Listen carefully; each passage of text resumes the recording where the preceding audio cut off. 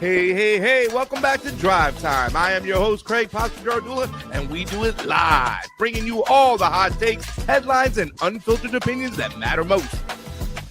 Whether you're stuck in traffic, cruising to work, or just chilling at home, we want to hear from you. Today's topics are all about the big stories making waves, but we're not just here to talk at you. We want to hear your thoughts, your experiences, and your take on everything from the latest political debates to the everyday challenges we face. Remember, whether you're on the left, the right, or somewhere in between, we welcome all points of view. So grab that hands-free device, dial us up, and let's dive into the conversation. What's on your mind? It's Drive Time. Call in now.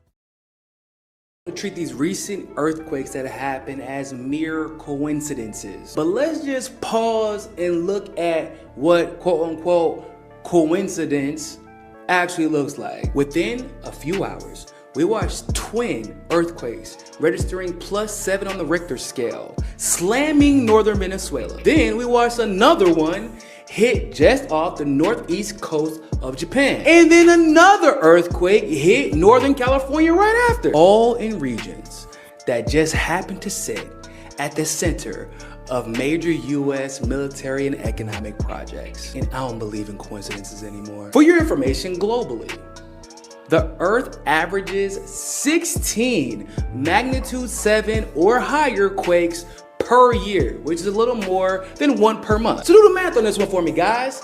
Getting multiple 7+ magnitude earthquakes clustered into a single day or two in countries that hold military or economic significance to the United States specifically is, let's just call it statistically rare. A little bit too rare to be a mere coincidence. Now, is it impossible? No, technically not. But it's rare enough that your spider senses should be tingling. Let's start with Venezuela. So, both of the major quakes in Venezuela hit off the Caribbean coast near Maron, about 160 to 170 kilometers west of Caracas. This led to the collapsing of buildings in the capital and damaging precisely the coastal corridor that handles Venezuela's oil exports and access to the Caribbean. Now, as most of you all know, since the U.S. kidnapped Maduro, D.C. has turned Venezuela into a de facto oil client, with the U.S. buyers becoming the main outlet for Venezuelan crude and billions of dollars in OPEC oil and gold flows moving under U.S. influence. So you might not find it that surprising to know that when those earthquakes hit, the U.S. responded quick. They said that they're going to give $150 million in aid, and the majority of that money is going to be routed through the UN and big NGOs. Side note, several of those NGOs participated whenever Haiti had their major earthquake, and y'all saw how that turned out. Now here's where it gets interesting. So U.S. Southern Command said that they're surging ships, aircraft, and personnel into the Caribbean, including the USS Fort Lauderdale and other assets, officially for search and rescue and logistics. Now on paper, seems pretty innocent. Humanitarian even. In practice, this is the goddamn United States of America in Venezuela. It means U.S. forces are now operating in and around the very infrastructure that underpins Venezuela's new oil relationship with D.C. and the Trump administration. It gives the U.S. a chance to lock in physical control of ports, airfields, and coastal logistics under a banner of helping Venezuela rebuild after a devastating earthquake that is a statistical improbability. So how about we layer in a piece of technology that almost nobody has heard of? The tectonic discharger. In 2010, a private inventor named Borelli M. Lazar filed a U.S. patent application for a machine designed to induce controlled earthquakes, albeit allegedly mini earthquakes. Yes, there is a machine out there that creates artificial tremors. Look it up yourself. US 201-002-71908A1. But interestingly enough, the patent was never granted because it was marked quote unquote abandoned in 2013. And then we heard no more about it. On paper, it's marketed as a safety device, but in theory, once the concept exists, there's not really anything that's stopping it from developing into technology that could cause massive seismic activity if someone wanted to, not just mini seismic activity to prevent earthquake. Now, do we have proof that the US government has or will use that machine for that particular purpose? No. Now, do we have proof that the US military or the government would use a machine like that for that particular purpose? No, but it's the United States government. It's not like they're gonna make a grand announcement every time they're gonna use a machine to destroy a country or a city to further its interest. But given its history, we know they 100% have capacity to do so. But there is proof that there is a machine that has a capacity to work as a tectonic weapon.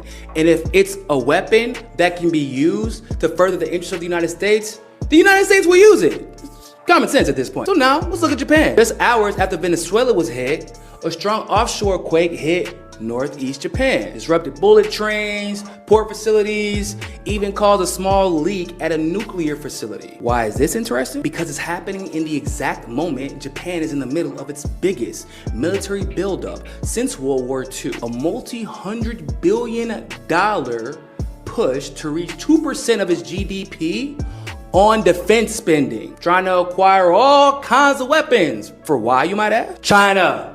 Because it's always China. So as you can imagine, the United States and their officials have openly welcomed this military buildup. And the United States has called China, of course, the greatest strategic challenge. So upgrading their alliance and command structure so that the US and Japanese forces can fight as one integrated system would benefit the United States militarily. So go ahead and guess what happens every time Japan gets hit with a major earthquake. 1995, Kobe. 2011, Tohoku. Operation Tomodachi. 2016, Kumamoto. 2024, Noto Peninsula. Each time Japan gets hit with a major earthquake, the United States military is ready and willing to go in, move in with ships, aircraft carriers, drones, engineers, and operate the logistics whenever Tokyo needs it. In Operation Tomodachi alone, the United States deployed about 24,000 personnel, 24 ships, and nearly 200 aircraft. Now, officially, that's about saving lives. But coincidentally, at the same time, it gives the United States and Japanese forces a live exercise in moving large formations around Japan, testing command and control, running ISR and reconnaissance over ports, airfields, rail hubs, and coastal approaches, all of which would be critical in any war against whom? China. And hell, you could even throw North Korea in there for shits and giggles. So just zoom out a bit. Statistically rare clustering of major quakes in Venezuela's oil corridor and in Japan's strategic northeast within hours of each other. A publicly documented tectonic manipulation patent concept, the tectonic discharger, that never officially was granted its patent, but absolutely proves that serious people have thought about mechanically engineering seismic activity. Draw your own conclusions, people, but I'm just gonna say and reiterate once again, when it comes to the United States and its interests, I no longer believe in coincidences.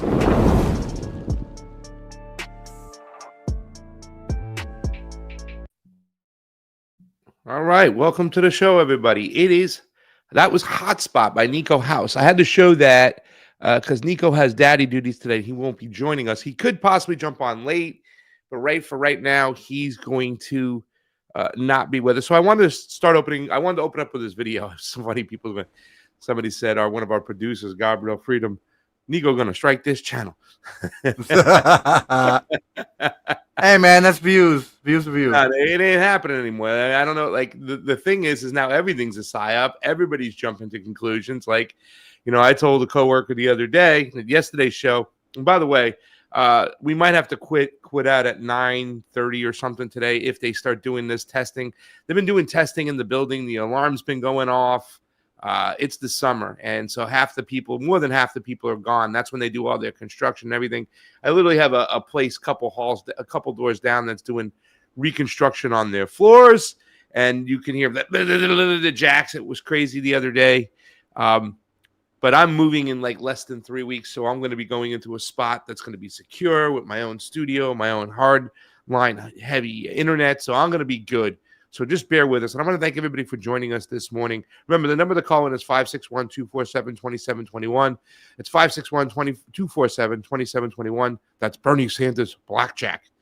But I wanted to open up because nowadays people are kind of jumping to that conclusion. Like I told my colleague, I'm like, well, listen, be objective when you have that interview.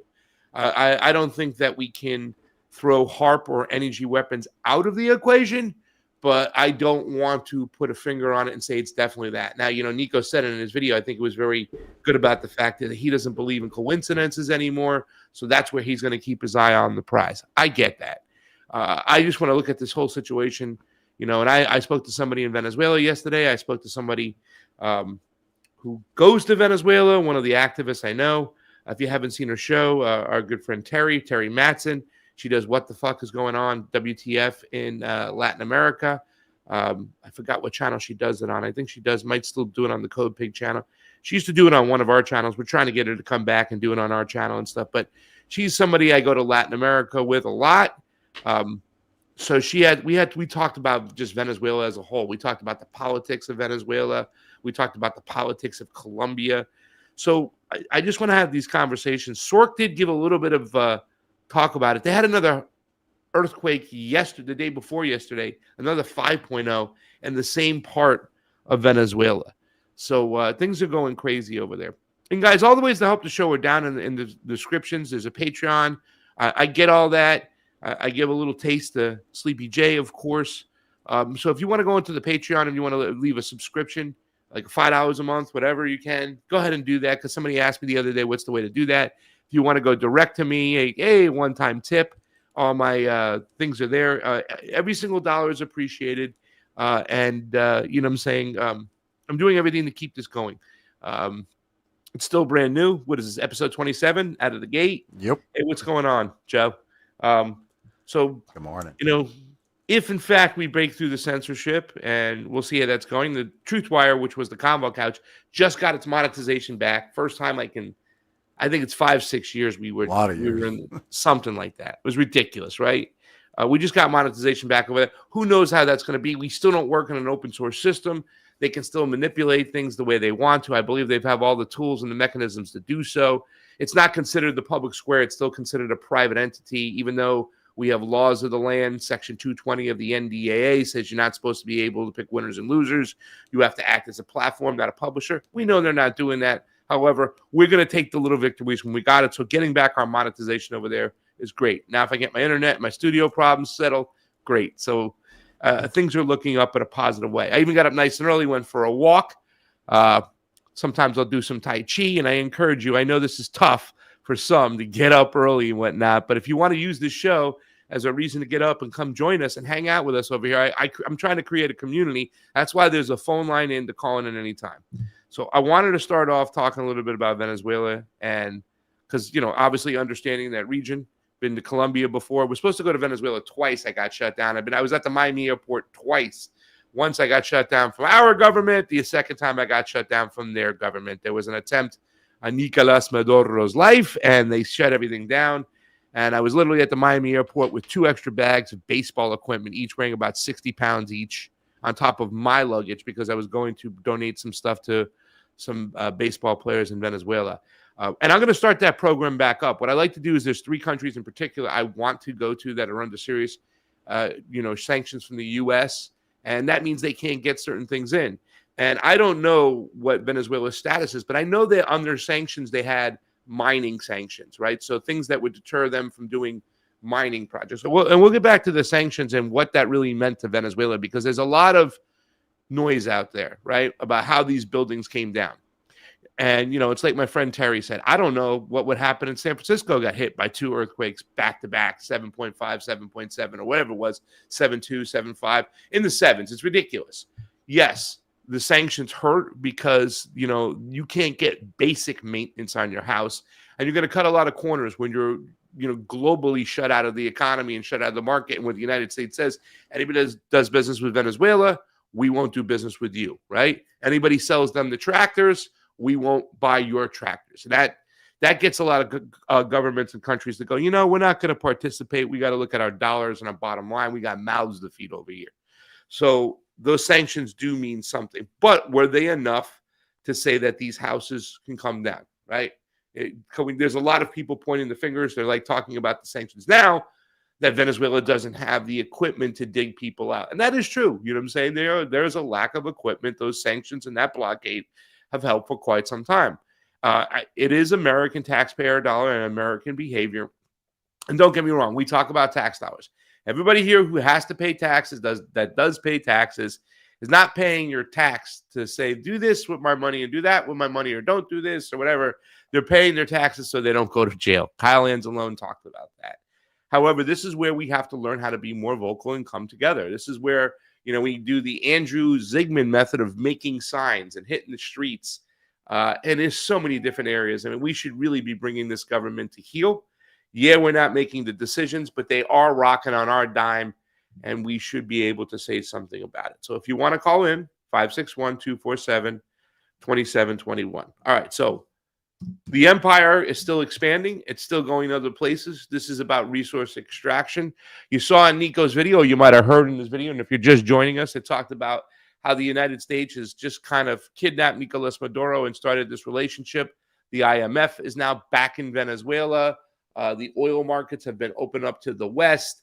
And I don't know, I would assume that the way the oil industry was, that it's going to take some time before we get some of that out of the ground. We get to use that. But this is the move to grab Nicolas Maduro and get to Venezuela and open up their markets. I think kind of helped out, the markets as a whole, where people had some confidence. They weren't so worried. Okay, the Strait of Hormuz is closed. We have a backup. We got some Venezuelan oil that will help it out. That'll let investors keep going back and investing, which, by the way, there's another flip side to that coin. The reason why a lot of people are okay with Donald Trump and his war, or any president and their war for that matter, is because they're invested in the stock market. Raytheon just got a $35 billion contract to replace those THAADs that were blown up by Iran, right? Pay attention, boys and girls, because this is the important part. There's a need. This is why it's not only, we're just fighting Israel's wars. That's what it is. No, you must go higher, my son. There's a need for the United States Empire to empty out their armament, to empty out the weapons shack. So therefore, they could use your tax dollars, sign a $1.5 trillion defense budget, make more weapons, buy more weapons, rinse, repeat. That, the majority stakeholders on Raytheon, the one that just got the $35 billion, contract. And by the way, blow up our bases. You know what? We'll just take the U.S. tax dollars and build another base. One in Israel we're going to build. Huge. I don't want to excuse the Zionists, but they're walking hand in hand with us. There's a much bigger group. There's a much bigger cabal that sits above the Zionism. Don't shut up and take my money. That's right. That's great. So emptying out the armament, $35 billion. Where does that $35 billion go to? Who's the stakeholders? BlackRock, State Street, Vanguard. Those are the majority owners in Raytheon, right? So the majority of people who are working in the market, there's a very few amount of Americans that are in the market, but the ones who are in the market, and you're hearing them going, the Dow is over 50. How is the Dow over 50 in the middle of the war when we're spending left and right? The tax dollar who spends all that money. How is the Dow over 50? Well, the Dow, right?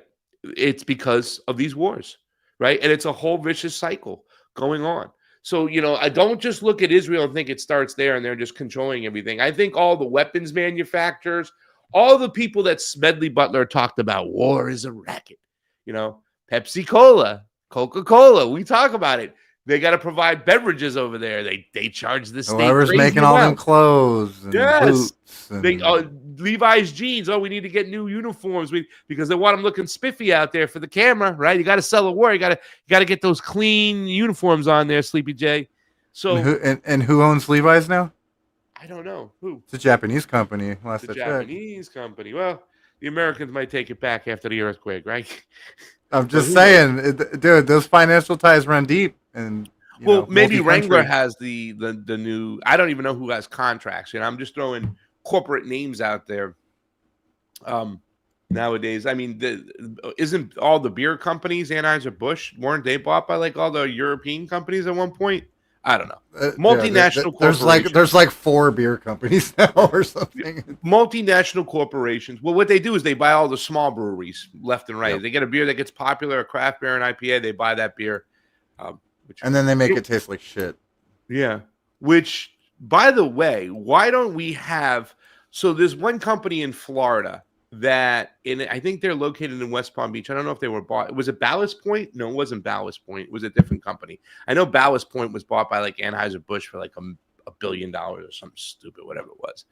But there's this one company that would sell a 6-pack of cans, right? And it was like IPAs or like all these craft beers. But the top piece, instead of that plastic, the plastic pieces that would end up in the water and stuff, they made it out of fish food. So it landed on, if it went to a landfill or it ended up in the ocean, it was biodegradable and it was good for the environment and shit and stuff. Now, the plastic companies don't like that because plastic is also made from fuel. And you got to make your money. The Rothschilds and I think it was the Rockefellers maybe who changed the whole medical industry when they found out you can make pills. Yeah, it was the Rockefellers. The whole medical industry changed. They bought that shit out and made it all about their pills and everything. But I don't know why we don't do something like that.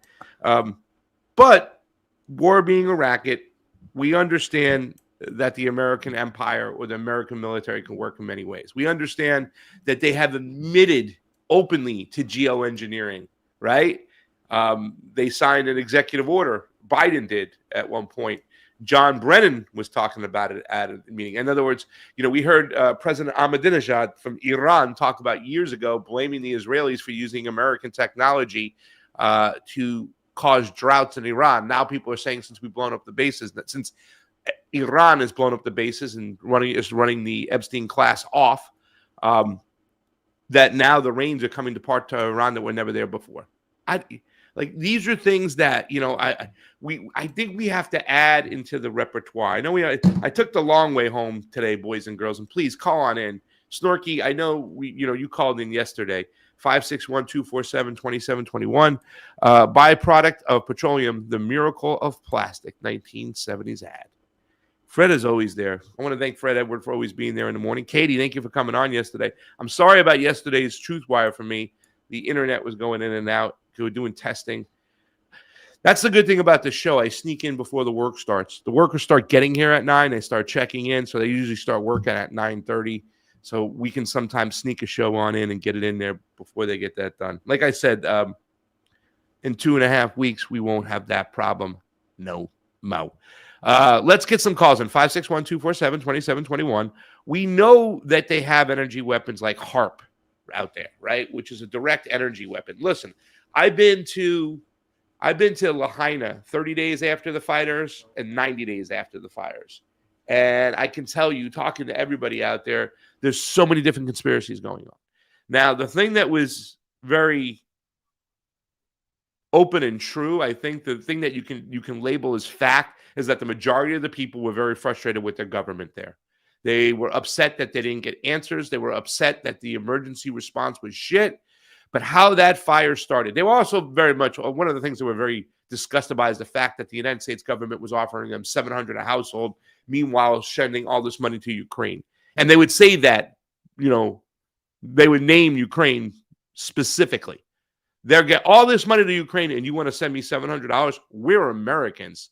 Fuck off, And then Donald Trump just shows up. Where's he been? Has he gone back to Lahaina and helped out since? The predator classes and they're buying up land left and right. But despite those things being evident, being upset at all those things, they didn't have answers. The conspiracy theories raged wild on how that fire started, Sleepy, right? Somebody had said to me, I went to a group of people with a friend of mine, and they were fucking convinced this was a laser. Now, a lot of weapons are held out in the Pacific close to China and Russia, the closest point to China and Russia. I mean, Alaska's got a lot of stuff close to Russia, but in the Pacific, they have a lot of weapons out there. They do a lot of testing out there. So, people know that there's a laser up there on one of those mountains. So they were convinced that a laser hit that area. We heard about the blue area where nothing that was blue got caught on fire. You know what I'm saying? I don't know how I can confirm that. I talked to a person out there who knows a lot about the conspiracies, and he wrote, he was questioning everything. And I think that's his attitude was great. His name was Paul. And he says, you can't say for sure it's the laser, it's this, an energy weapon. We talked to Dane Wingington from Geoengineering saying, this was a energy. This was definitely done by the government. You know what I'm saying? You can't say for sure on those things, but they have to be added to the equation. I just think that right now, when it comes to these things, and this is the problem, we are not pushing for enough transparency. We need to know what's what first. When it comes to elections, people go, well, how do you know the election was rigged? I don't know for sure because I don't have the ability to look into it. However, if we push for transparency, yes, I know, Snorky, we can talk about that. That was very confusing. You know what I'm saying? They thought, I don't know, all the routes were cut off by the police department and we'll get back to transparency. All the routes to get out of there in Lahaina, people were actually getting trapped near the fires because it was like cops were saying, go this way, go that way. And they were mad at a lot of the police departments. But there were people also saying that they were trying to do what they were trying. They just were so confused and it was so unorganized that, Monday morning quarterbacking this thing is really bad.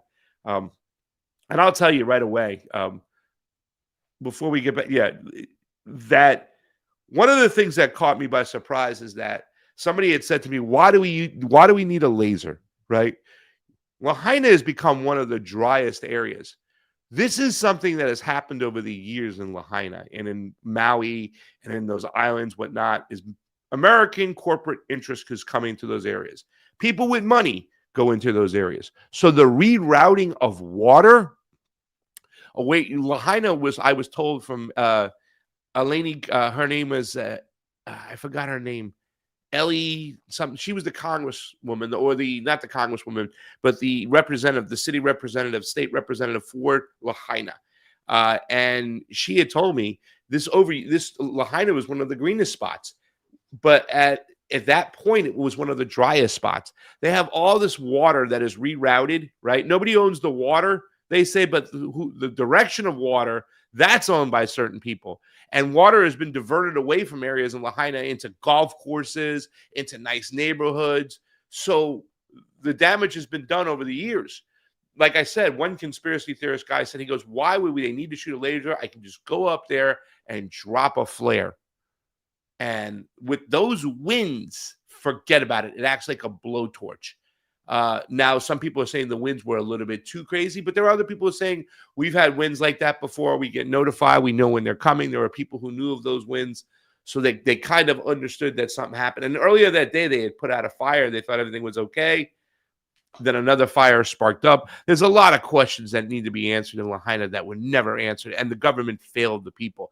And there are things you can't get away from, like the sheriff was the sheriff for the Vegas shooting. You know what I'm saying? Is he a crisis actor? A lot of people feel that way. It's just too much. It's too much of a coincidence to have the sheriff at the Vegas shooting. Remember the whole situation, which people don't know what the fuck went on there. We feel like we're being lied to from our government about that, and there's no doubt that the government lies to us. But that's the same sheriff that was in Lahaina. Is that a crisis actor? I don't know. That's weird. That's weird. That's fucking weird. That's weird. Very, very weird. It's probably the weirdest thing. But the second weirdest like Nico said, I don't believe in coincidences, man.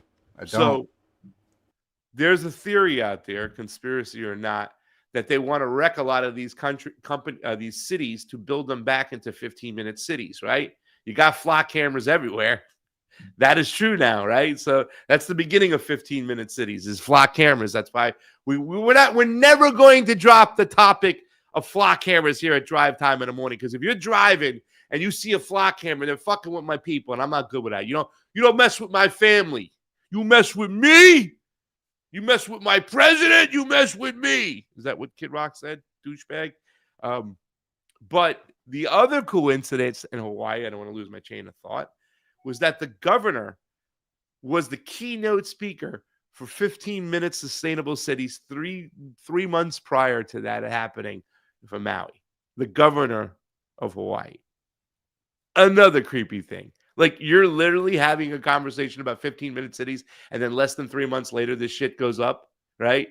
And there was some emergency order signed for about homelessness, which gave the governor extra powers when it came to processing,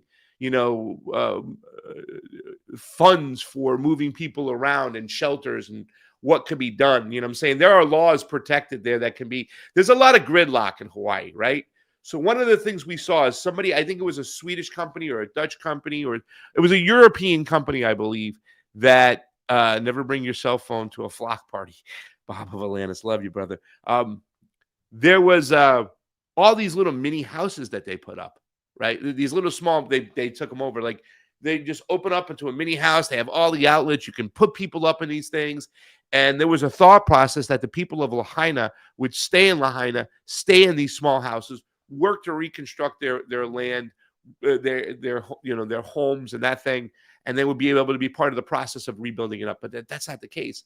Maui still has all this gridlock where all these people control these lands, and you can't put these things up. The trailers, the small homes, we saw some of them plugged into some people's houses. They were able to live, like they put a small home. We followed a guy, and his boss let him put a small home because he lost everything in the fire in his driveway. But there are HOAs and everything in Hawaii that were stopping these things from get up. So as I'm driving to the airport, I'm like, oh my God, I see all these little small freaking houses that are not been erected. I'm like, I saw that story 3 months ago almost in the very beginning that they sent these over, and none of these are up. It's almost like they were forcing people off that island. At one point, there was a statistic that came out that it was one family every day was leaving Hawaii. And what is Hawaii without Hawaiians? So you could say, I don't believe in coincidences, and you can point the finger and look at this or that. And going back to my original statement, when it comes to energy weapons, when it comes to HARP, we should be pushing for transparency. Did everybody hear about CERN, the Hydra Collider, with not splitting atoms and stuff? It shut down the other day, I heard. They're about to shift the timeline again. Again, right? We're here stuck in this timeline, Josh, because of those. The dumbest of timelines. The fucking dumbest, stupid, crazy. The marmot, the whole 9 yards. Everybody knows they found a dead marmot in the fucking Hydra Collider or whatever the fuck it is. Had to shut it down. That marmot's been I got a marmot calendar up here, right? The marmot's everywhere. And it's that marmot's the evil marmot causing all the problems. But I mean, it's serious. They are openly trying to split atoms and open up portals and whatnot. They're talking about it. We need transparency on all these things. It's like when I talk about elections, Pasta, you can't prove that an election was stolen there. No, I cannot. I can look at the math. That's the problem. Yeah. That's the problem, though. The lack of transparency. Yes, we have no way to fucking audit it. That's a problem. That is a problem in itself that needs to be fixed. And we need to be able to look at what HARP is, what it's doing, where it's at, when it's used. Dude, I found it real weird that after Iran, dude, after they bombed the shit out of our bases out there, they just got a deluge of rain and shit, dude. It was nuts. Yeah.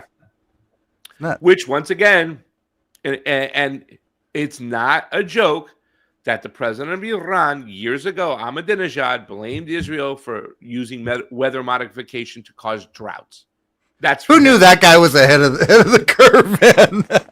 Well, I mean, it's crazy. There are people out there who've said some stuff during COVID. Bolivia, the president there at the time, what's his name? Is the best one, Evo Morales, right? He even said that this is a bioweapon. Like, he was one of the first to come out there and say it. So there's stuff out there that leaders say, people say. He was the head of a state. He was the president of Bolivia. He's still their leader right now, and who knows what's going to happen. Eventually, they're going to get him back into power. Like, the people out there, they're determined. And we'll see what happens in Peru. That's another area that's crazy.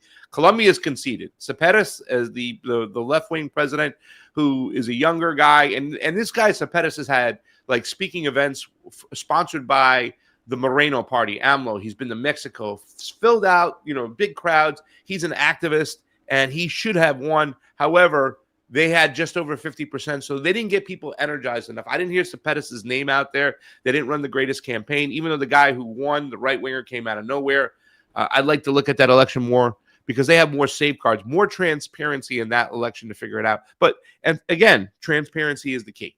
We need transparency over everything. We need to see everything.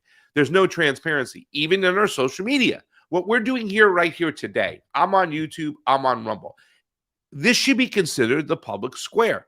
If we have laws that protect speech, if we have laws and protection, like once again, just like we are protecting the drug companies with an emergency use authorization for their vaccine, in which they cannot be held liable and cannot get sued.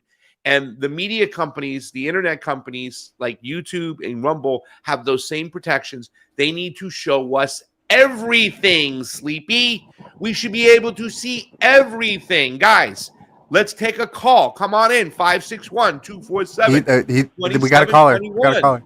Let's do it. Who is it? We've Where got calling from? It's Joanna. Joanna? I think I'm going to start playing that song. You ever hear that song, Joanna? Joanna. you bring back some Toto. Joanna, Yes. I love you. Is that Earth, Wind, and Fire? Yeah. That my parents used to sing that to me when I was young all the time. I'm thinking of Rosanna. Oh, I love that song, man. That song was the bomb, man. So we actually have the Joanna on the phone with us today. Joanna, what an education yesterday was. I got all my notes over here. I'm just like looking. I'm like, how come I never heard of this John O'Keefe situation? What is going on? This is nuts. I told you. This is nuts. I told you. Like, I'm sure you, like, as much information that's there, no matter what you've learned yesterday, there's so much more that it gets so deep. Yeah. Like, it's crazy. It's so crazy. But I don't know how. I was going to comment. How deep I can go. Huh? I don't know how deep I can go. The reason why I don't know about those isolated situations, I think, is because I was paying attention to a lot of, foreign policy and all those other things. So, well, gestures at the state of the world. There's a lot going on. Yeah, totally. But you know what I think is important about that whole situation is the fact that it really kind of sheds light on our police departments and our forces and what they're doing and stuff like that. And that doesn't mean that all police are bad in my mind, right? I do believe there are some people who join the police force that think they're doing the right thing. I believe there was people who joined the CIA that think they are doing the right thing, but eventually they have to understand who they're working for. You know what I'm saying? And if that puts them in a position where they wake up to what's going on and they can say, I could do something the right way. Like I plan to ask the cop over here, Joanna, who pulled me over about his stance on flock cameras and explaining to him that you swore an oath to the Constitution, not to work for the Highland Beach Police Department, but to the Constitution. And what are your thoughts about doing something that is against our Fourth Amendment rights? Go ahead, Joanna. Yeah, I think it's extremely difficult because, and this kind of comes with the whole defund the police movement, but it's like, and I don't necessarily believe we need to defund the police, but we do need to rebuild it. It's the entire system. I mean, it's built on a bad premise. It wasn't built on protecting the peace. It wasn't built on the policies that police forces follow. It's not to protect the peace. It's to stop crime. But what happens when you're looking to stop crime is that you end up looking for trouble. Like, that's what you're doing. You're looking for trouble as opposed to just making sure everything is good. They have these quotas saying that you have to get a certain amount of tickets. Well, that's looking for trouble. Yeah. And that's really not how it should be. Yeah. I do think that the majority. Joanne, I just want to say really quickly, because you were saying these things, you're right. When you have an incentive to arrest people and not to observe the peace, that's what you get. You get unjustly arrested. But I don't know if you watched the Convo Couch back in the days with Fiorella and Johnny Tsunami, who's there. I still do it with Fiorella on the Truth Wire. But Johnny Tsunami said they should have said reimagine the police. And I just wanted to say that because that really piggybacks on what you were just saying. We don't need to rebuild it or destroy it or abolish it, but it should be reimagined. Reimagine the police. How do we change it for the benefit of the people? Sorry for interrupting, Miss Joanna. Please continue. Right. And I do think that the majority of police, like I want to believe anyway, majority of people get into different professions for the right reasons, right? You get into police because you want to protect you want to protect people. You get into like the initial when you first come in, you want to be a teacher because you want to grow minds. And there's that can be said for a bunch of different types of professions. But the problem with a lot of this is that if the culture within the place of work that you're going into is not good, you need to be either strong enough to go against it if it's something bad, strong enough to say something when something's bad. And a lot of times people are protecting themselves. I mean, they have this profession, they have a family, they have responsibilities, and it's easier, certainly easier to just fall into the culture. And the police unions people.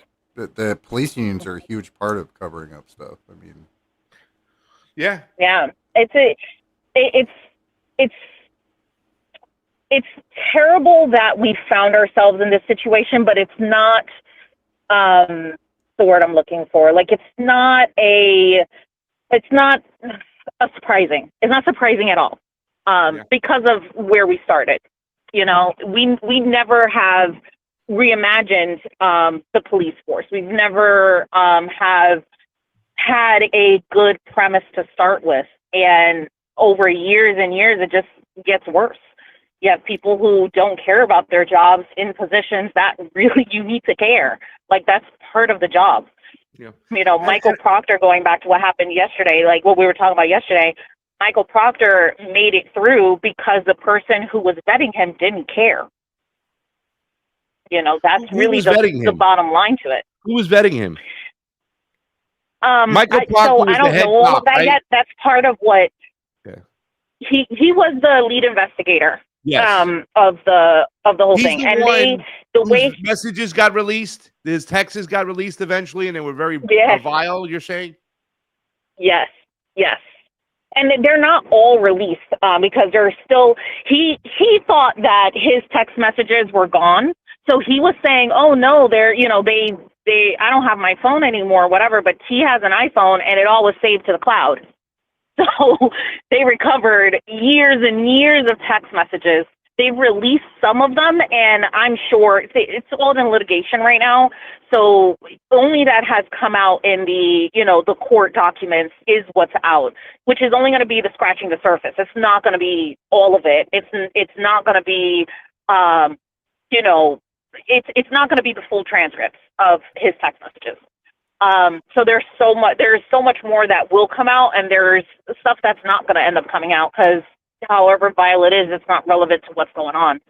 I think that the opportunity here in this whole situation is going to be the Aiden Curtis situation, right? Turtle Boy. Because if he's getting in trouble for opening his mouth, that's the avenue in which the people should say, listen, we shouldn't have to rely on him. There should be transparency to begin with, and we shouldn't have to count on somebody locally from breaking news to that is exposing the things that you are trying to hide. Like, you know what I'm saying? Like, there's that's the avenue. That's what I was going to comment on. Go ahead, please. Right, and that's what I was going to comment on when I first came on is the transparency. The problem with transparency is that you have to trust who's telling you. And we don't trust who's telling us, who's talking right now, no matter what they say. They could be wait a second, Joanne. But wait a second, Joanne. If every single text has to be released, if police are talking, they're not talking, they don't have a right to privacy. They're talking on the clock on our dime. We want to see every phone call, every transcript, every text. If they lay out everything that they do in front of us because they're working on our dime and we, the people, have the right to see it, it's going to be hard for them to lie about things that we don't even need to trust as much because we can see with our own eyes. Please continue. I agree. I definitely agree. But there's privacy laws. So now you have right now, there's two, the Michael Proctor's lawyer is going to keep his text messages private, saying that it is his personal phone. If he's a private citizen, things like this have never been released like that, and it has to be relevant only, right? And Karen Reed's attorneys are like, no, you need to give me everything because we don't trust you. And at the end of the day, what it comes down to is what they provide. They're going to have to get a third party. We'll see what ends up happening, but they'll have to get a third party to review what's relevant and what's not. And at the end of the day, you still have to trust the third party. You're still going to have to trust whoever's saying this is all we have, this is everything. You have to trust that. And if you don't trust that, well, then transparency is really not going to get anywhere. And that's what I mean, just on the whole, whether somebody tells you this is everything that's going on, if it confirms your suspicions, you're more likely to trust it, right? But if it's everything they have and it doesn't confirm your suspicions, now you're less likely to trust that. And because you don't trust the source of where it comes from to begin with. So, when it comes to transparency, we need trust in order to get the transparency to begin with. I hear you. And in any situation, Joanna, whether it be a lawsuit, a murder trial, whatever the case, there's going to be witnesses that are called, and that goes in front of a jury whether they believe that person's story or not. So I understand we're going to have to come to a conclusion of, hey, is this person telling us the truth, or is this person lying? What are their motives? Yada yada yada. But what I'm saying is that we'll have to rely less on trusting people the more transparency we have.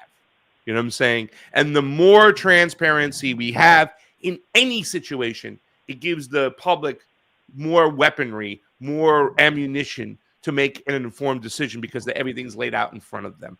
Joanna, take the last 30 seconds, or unless you got something else you want to talk about, hang around for a while. I don't know if Josh, do we have somebody on hold? We don't even know how the system works, but. Yeah, I don't know. We don't know. All right, but if you have something to talk about, go right ahead, Joanna. But if not, take the last 30 seconds to a minute, put a cherry on top if you already hit your points. You drive the bus. No, I think that's it. It's just the push-pull between transparency and trust is going to be real, whether we get the transparency or not. And I think that to build the trust, though, you do need transparency. But it's going to take time. And I mean, honestly, if certain people walk outside right now and tell me the sky is blue, I'm going to call them a liar because I don't trust them. Yeah.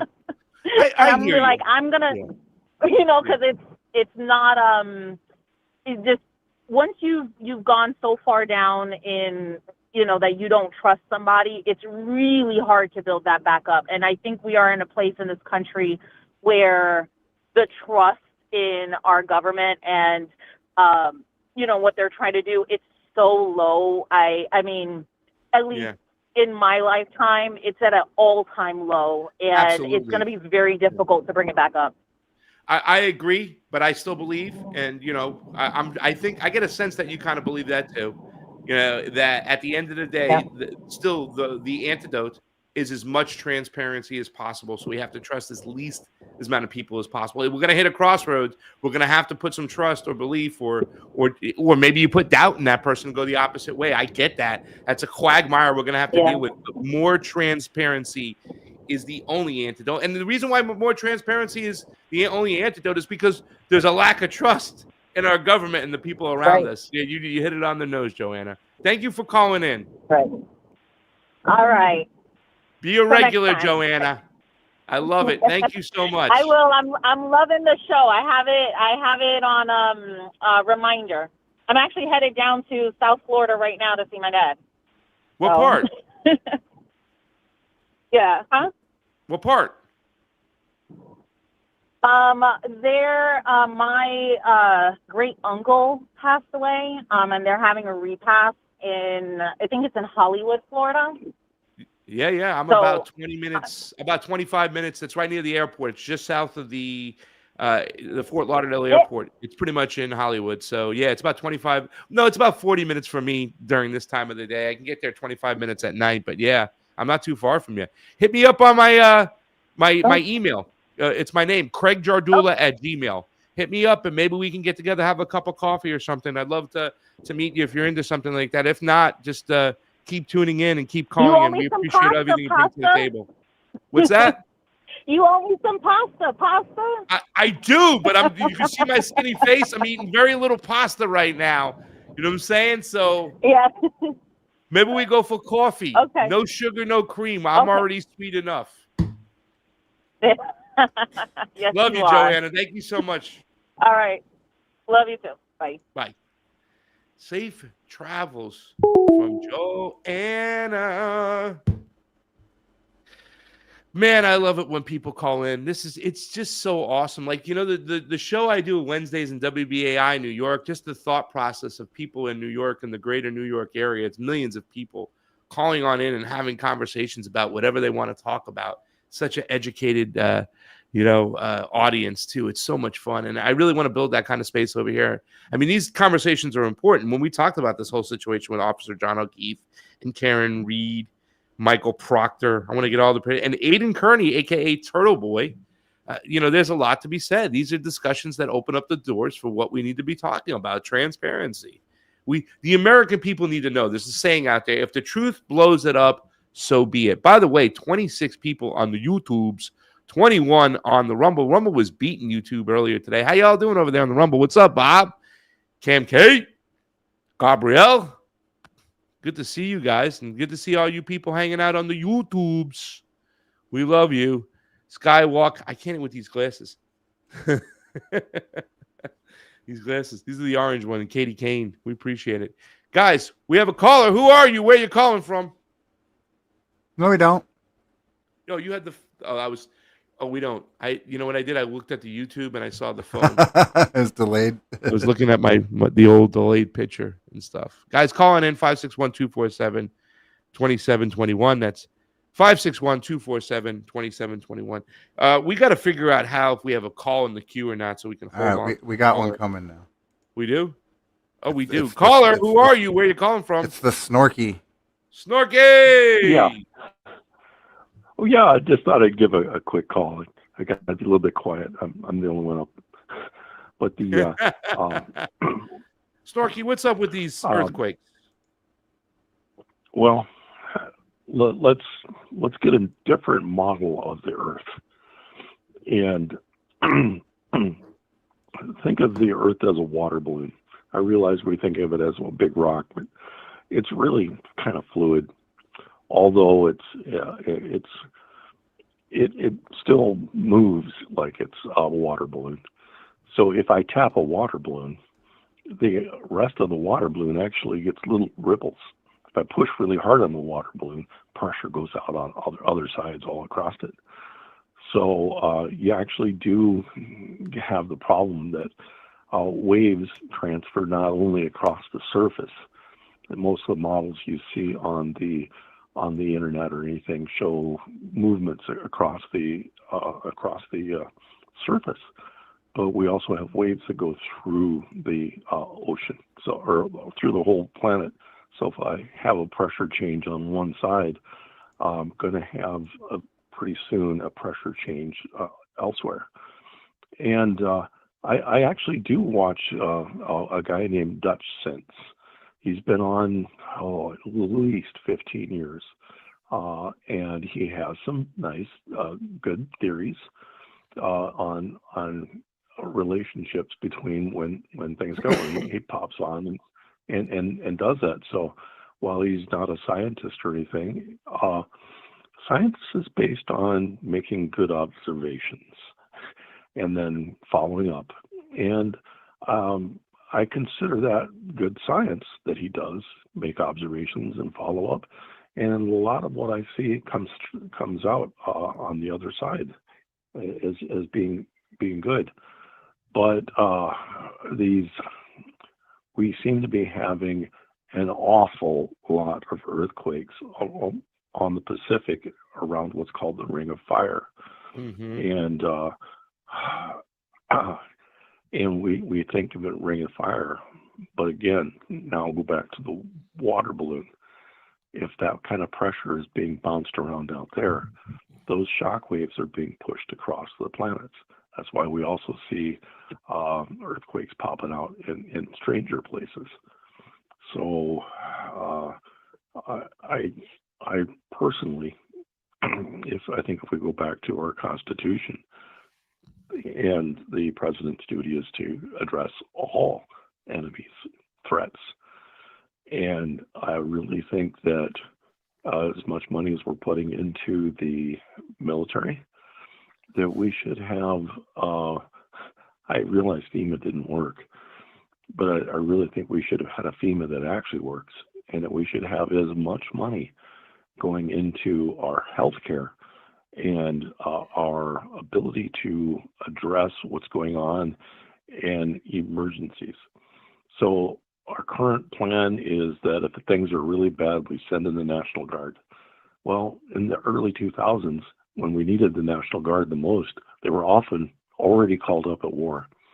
And I believe we actually need a permanent, not one that where the government calls it up if he feels that the things are getting bad, but on staff all the time, ready to go. So we know, we don't know what day or whatever, but we can get some very severe earthquakes on the West Coast. What is the Ring of Fire exactly? Why do they call it the Ring of Fire? Has it got something to do with the volcanoes, or is it just an area that's a hot area? I mean, they're all related. The Ring of Fire is actually an area of crustal boundaries. It's like the easiest place. The little cracks are already there, so it's a place for where if there's a movement in the ocean, and for instance at Fukushima, when that happened, the plate was moving toward Japan, and Japan slipped underneath a little bit. And all of these areas around the Ring of Fire are where there is movement. When we look at Eureka, California, is being pushed underneath California. That offshore area is being moved underneath. And all of these areas, that energy of the pieces of the Earth being pushed down below carries a lot of friction. So just moving things, we have a lot of heat popping up. If we look at something like the Yellowstone, that's a little bit different. That's like a hot spot. In a hot spot, there's a heat area that's been there for a long time, and as the planet or as the crust moves over, we get it. And we've got some new models out that I'm not familiar with yet, but get them out there. But I don't think we're at the end of all of the unrest. I think it's going to grow quite a bit, and I think we again really need to go.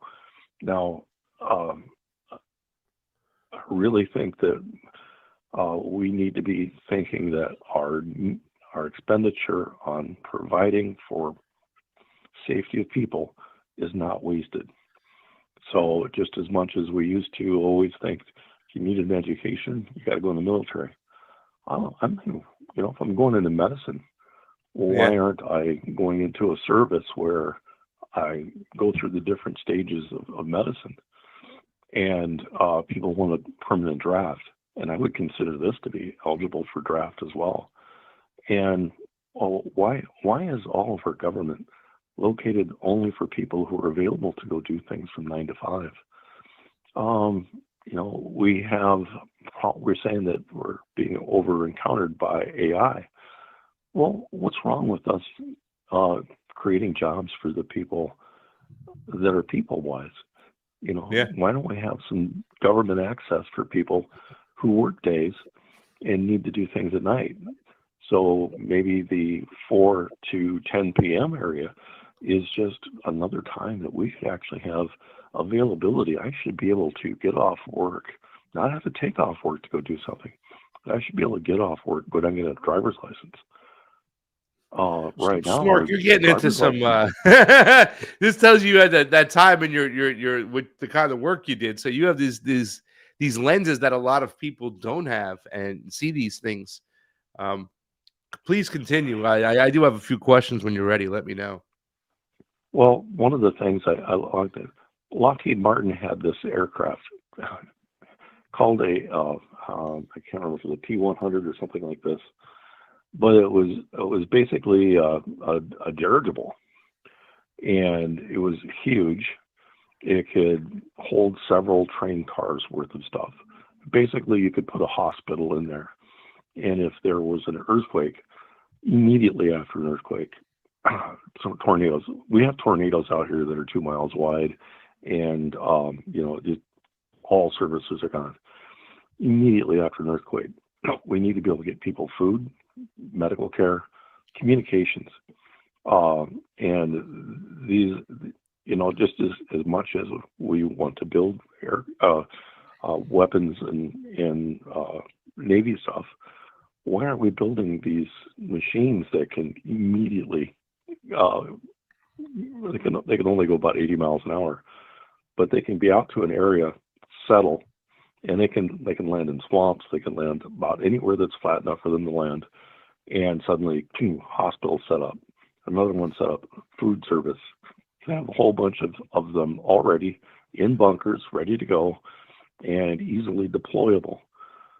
This would be valid work for us to create them if we mandate that they had to be made in the United States of American materials. And, why are we sitting there, this is going to be bad when Seattle gets hit. It's going to be bad when Oregon gets hit. It's going to be bad when Los Angeles. So why aren't we let me ask a question. For it? Let me ask a question. I want to keep you here real quick. And I think we have somebody on hold, but we still have a couple. Just stay on hold. We got a couple questions we got to ask the Professor Snork here before we get rid of him. Professor Snork, are you insinuating that there is a lack of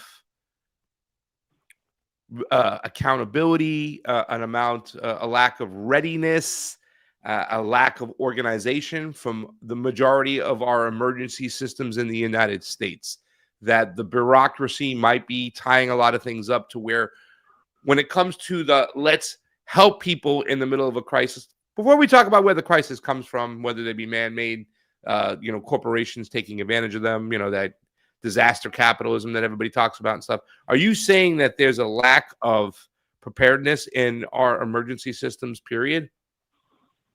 Drastically. So right now our emergency system is more set up on who can get contracts. When New Orleans got hit, I know this has been a while, but they had all these FEMA trailers and things ready to go. They bought all of these things that needed to be moved in, transported in. They didn't have a lot of means to get stuff transported in. When the eastern Tennessee, western North Carolina got hit, they didn't have a lot of abilities to move things in. They just our infrastructure for moving things were gone. So vehicles being able to access from the air.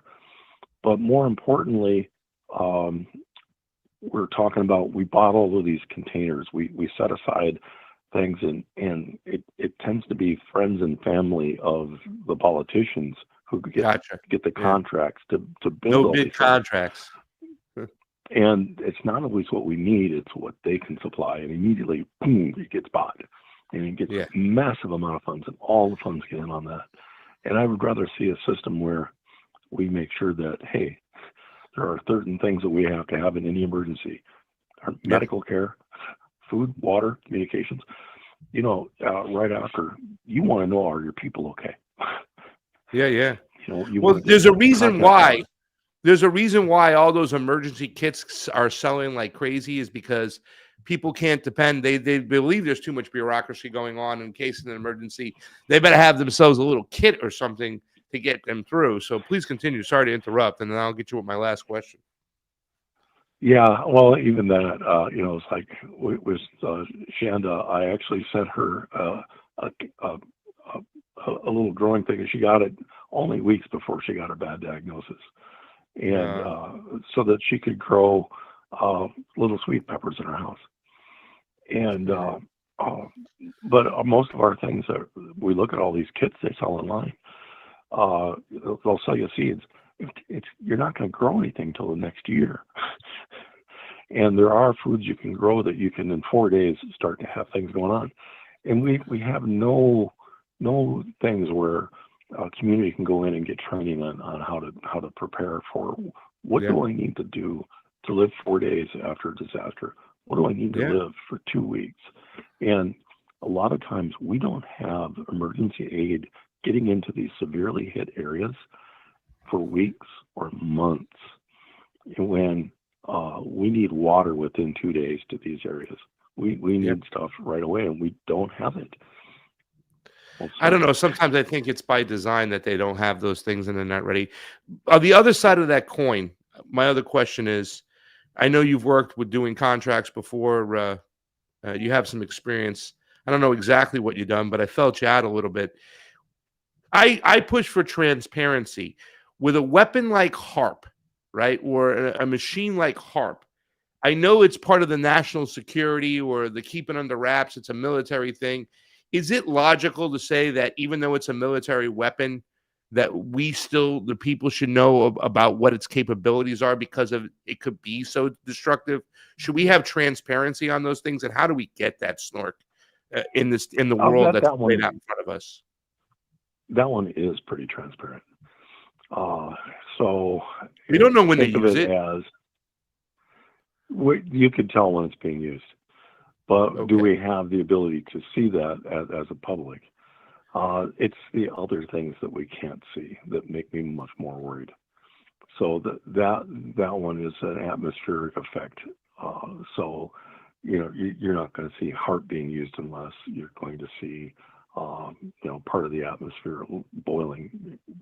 And that's why I was up in Alaska at first. But the other things that we can't see, that makes me more worried. And I guess before I go, I should. How many colliders do you think there are? Hydro colliders? I know one in CERN. Are you going to tell me there's more? Huh? No, I mean there are many thousands. CERN are being used everywhere, trying to open up portals. Well, portals isn't exactly how I'd put it, but there's all kinds of uses for the different technologies, and a lot of times on the news and stuff, things tend to focus and get on them. Our abilities to even use quantum and stuff like that, in some ways you almost call it a portal. I don't think that they would call it a portal. And a lot of the newer technologies are really cool. Later on, who knows, if I were in Chicago or something like that, I'll bring something with me. But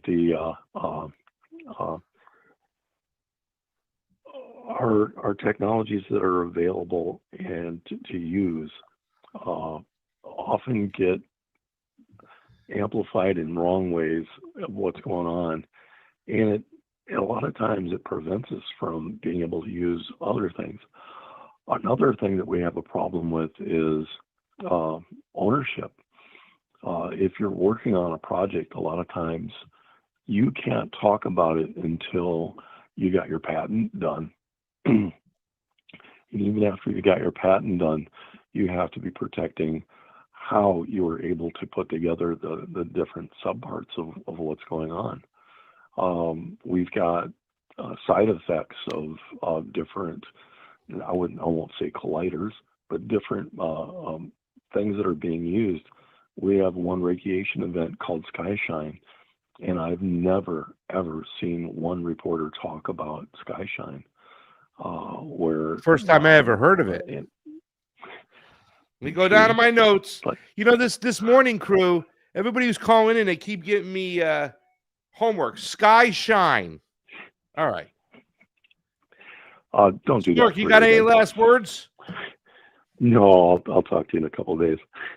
What do you mean tomorrow you got to call in? We're going to have questions. We're talking about, as long as we're going to need you guys, around here, Snork. We need the professor.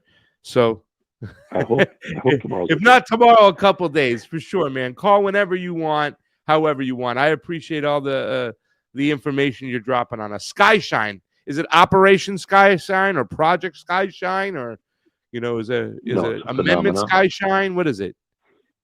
It's when radiation hits a moist area.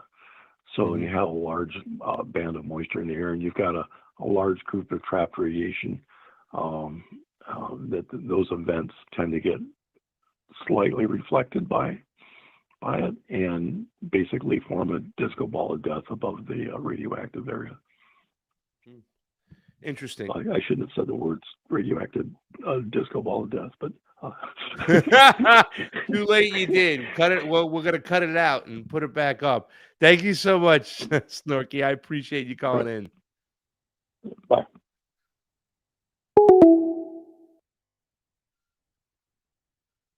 Somebody said I'll be eating pasta later tonight. Where do they get that from? All right, so Ty should be calling in a minute. Ty G in the chat.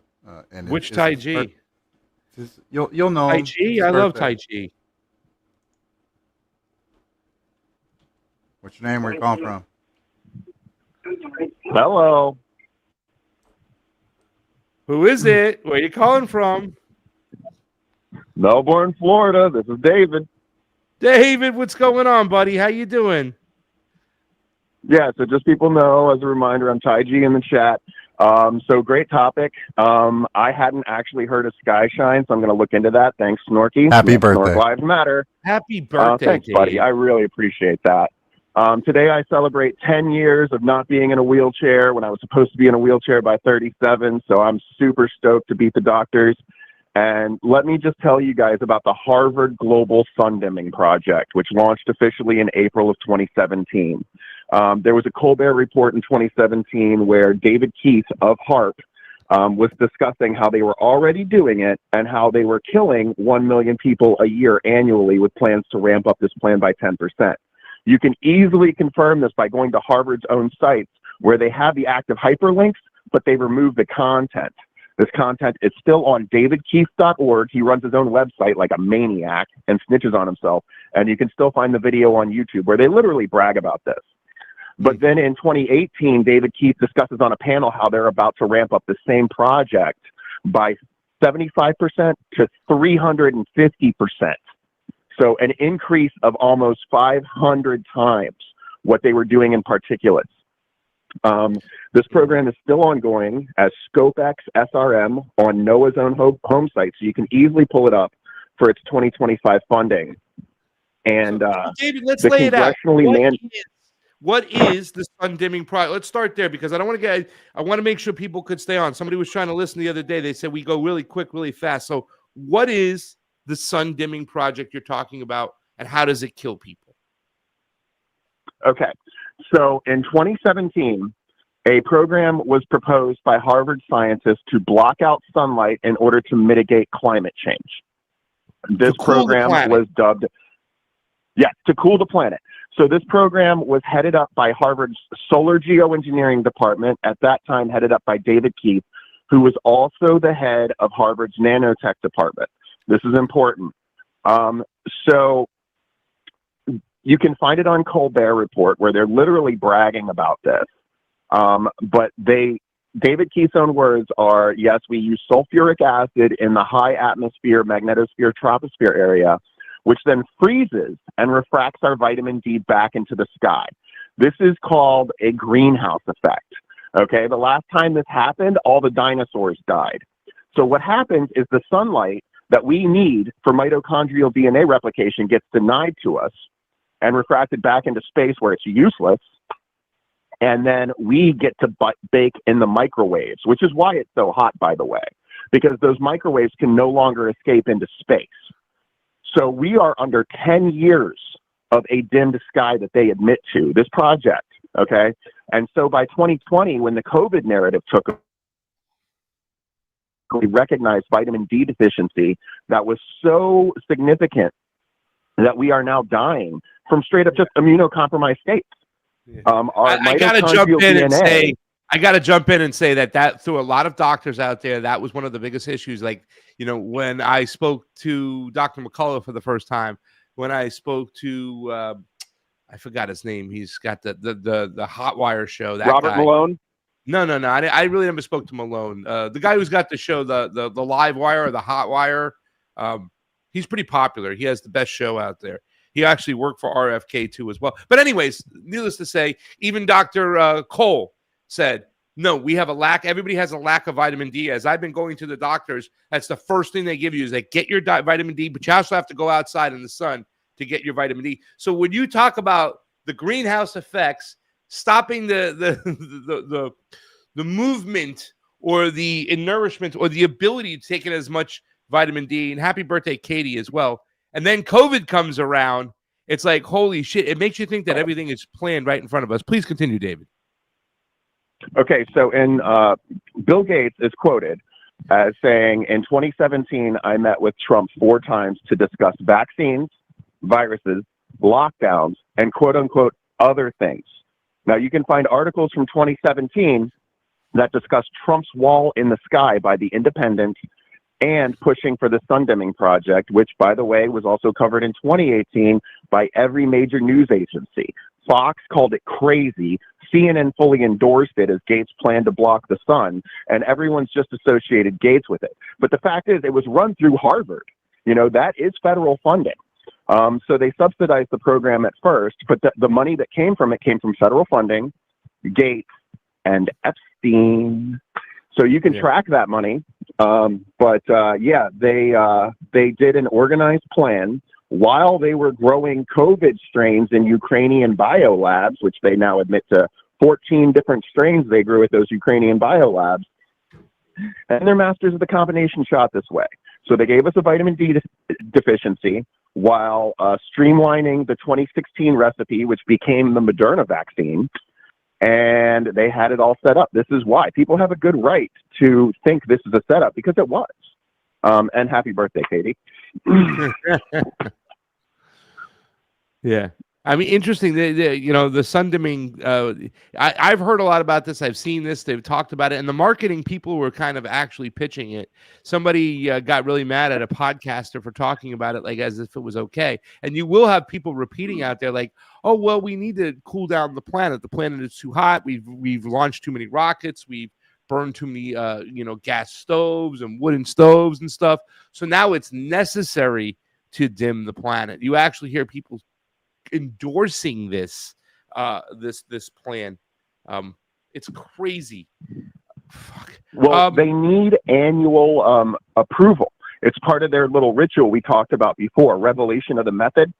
Yes. Or predictive programming. They have to advertise their crimes to take all the accountability off them and put it on you. Yeah. Yeah, because apathy becomes consent. Now you got a bunch of people not looking up in an age where we have documentaries like Just Look Up, which show all the receipts, by the way, that came out like late February. I highly recommend this documentary. It's a better version of Dane Wigington's The Dimming documentary. And he is currently in a lawsuit with Evergreen Aircraft Company for 40 years of clandestine weather modification in coordination with the Pentagon. This is something you can easily look up. He's been working with Rosalind Peterson to keep these program names active program. So we lost you for that last. So this is the problem. That's it. Mm-hmm. That's a Rosalind Peterson quote. So they keep changing the program name, but they keep doing it. Meanwhile, you have articles and people like Tucker speaking out against it in 2018, but never mentioning it since, even though it's an ungodly, anti-Christian pursuit. Streamers like Candace Owens don't talk about how our government is blocking our own sun. This is why I think they're psyops, because it's controlled release of information to maintain alchemical power in coordination with Babylonian Talmudic practices. Revelation of the method, what we know is predictive programming. Revelation of the method, meaning that, right? So a lot of people would argue that revelation of the method is all about, like, well, that's not really revelation of the method. It's about conditioning the public to continue to give them bad news and horrific news. So it just becomes like white noise to them. But I believe it's a little bit of both, right? Like they're programming and they're conditioning people to believe and think in a certain way. I mean, look what they did with Gaza, the whole situation. They really conditioned people to just kind of make it become white noise that Palestinian women and children were getting bombed on their egg. It was like a desensitization campaign of sorts. But revelation of the method is also another thing that people have been talking about. In other words, the elites who do these things. And before you get out of here, David, I want you to give, since Nico just jumped on, he's back from doing his father duties today. Nico, I'm wearing my Nico House shirt. This was my first Nico House shirt. Remember, you saw this when you were in the house. I'm like, this is my first Nico House shirt. He was so you know what I'm proud, saying? man. He was so Yeah. like, look, man, look at what Not every black man would wear the shirt, but that black man would wear the shirt. He approved of it, right. and I wear it proudly ever since. But we were talking. We opened up the Hey, show. Nico can dress, man. Oh, Just saying. Nico's all about the shoes. Y'all don't know if you. Yup. You see Nico. The red shoes. You always got some nice ass shoes on, dude. Always, He always. got some shoes. But we did talk about opening about harp and whatnot, and I really want you to, before you get on out of here, David, I want you to give your opinions. Obviously, you talked about the dimming, and this is something we need to talk about. Dane Wigington has been coming back more into play. It was you did say that Tucker did mention it, but he did have Dane Wigington on not too long ago, right? And I was very happy that happened. I think we reached out, Nico, to see if we can get him on George Galloway. He did go on Jimmy Dore, right? It's funny because Jimmy Dore laughed at me on a show when I said the military's trying to control the weather. And then, a couple years. I'm kind of surprised by that. He almost laughed at me like, well, they're not trying to control the weather. He gave me one of those things in the middle of a show, and I was like, all right, dog. Then 2 years later, here comes Dane Wigington. Wasn't there a presidential president? Then, huh? Hold up, really quick. Wasn't there a president that said if you control the weather, you control the world or something to that extent? David might know LBJ. that more than me. LBJ. Oh, there you go. Yeah, yeah. I Makes love sense. PBJs. By the way, we got 24 people on Rumble, and we have 31 over on the YouTube. So YouTube is beating Rumble. And the numbers are going up because Nico came on, and he's obviously, we're now going to his audience out there. We want you to like, share, and watch us every morning from 8 a.m. to 10 a.m. Eastern time. Please come and join this show. You can call on in. It's a great show. We're having great shows every day. I have an amazing caller. Dave, I have to refill my coffee, but I'm going to listen to you. Give us your opinions since Nico's here, and then we'll let Nico jump on in. Nico, we opened the show with your video today. Were these earthquakes? And I know you're going to I'm going to lean to say you're going to probably say yes, but was this an energy weapon? Was this HARP? Or is it possible it was just a natural reaction? Go ahead, David from Melbourne. And happy birthday, my friend. Thank you so much. It's good to be alive in a great awakening. I just want to remind everybody the best prophecies are on our side. So don't give up. Okay, do not give up. Keep fighting. We can demand peaceful transfer of power sometime soon if we can expose these sickos. Just don't give up. Okay, so for some context, just a reminder to your audiences, I am a former NASA headquarters contractor who worked on $11 million in destabilization technologies per year. These are harmonic lasers and wave weapons that are now known as direct energy weapons. But back then we called them reverse ionization or destabilization technologies. Okay, just to give context. What is happening now with the sun dimming project, as I just said, is the microwaves stay in our radius. Well, microwaves are destabilization lasers. They literally destabilize cells. If they get to the wrong frequency, they can cause a cymatic melting, like what happened in Pakistan a few years ago, where a third of the country just fucking melted into the ground along with its people. All right? People didn't pay attention to this, but this is how cymatics work. Okay? We have LRAD weapons in America that are designed to attack our... Really quick, wasn't there a coup in Pakistan around that time? Not long after, yeah. But what people miss is that we spent $40 billion on gender studies in Pakistan, and then a third of the ground cymatically melted like it was fucking ice cream.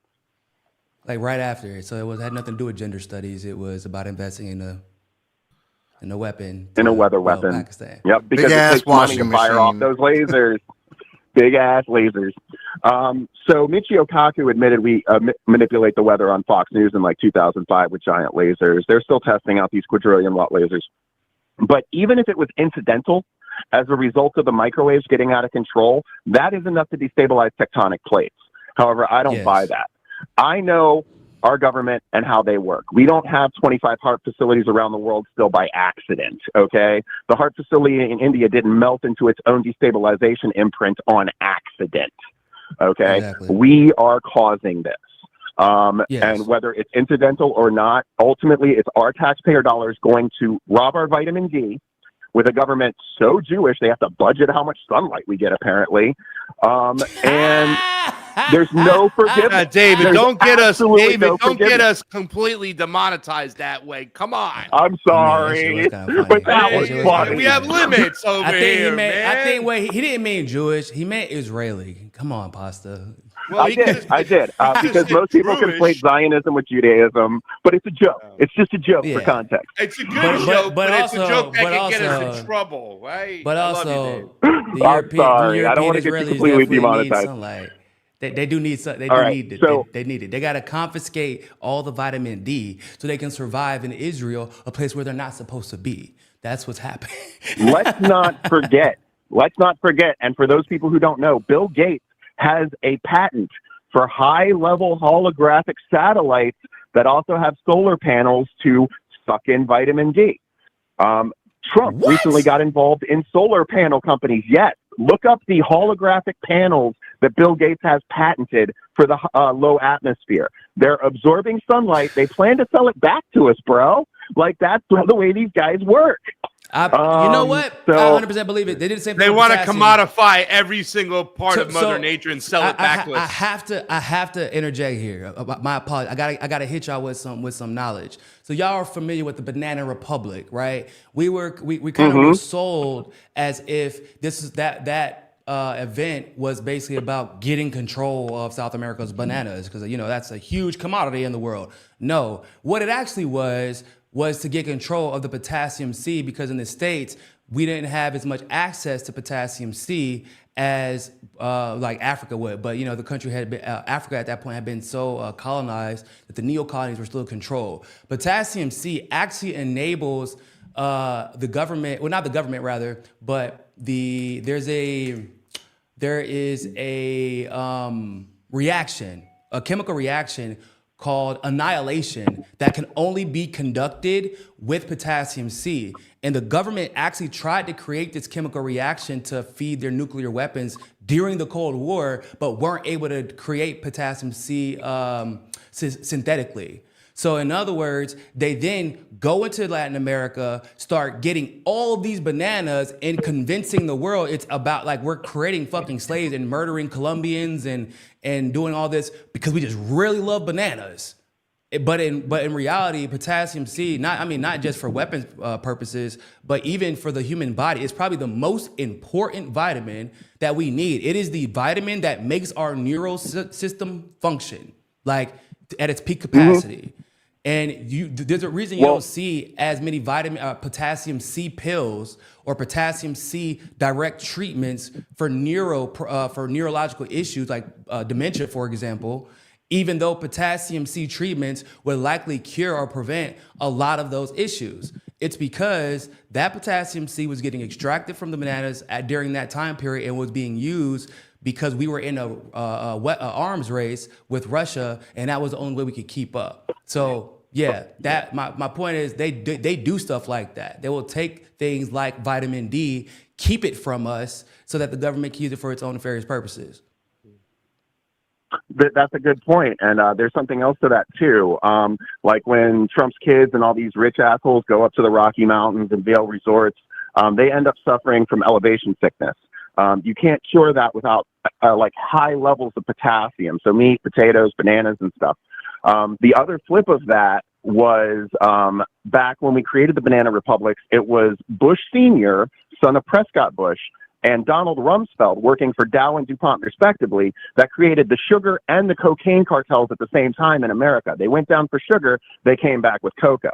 And that's when the crack epidemics and everything started in the 1960s and 70s.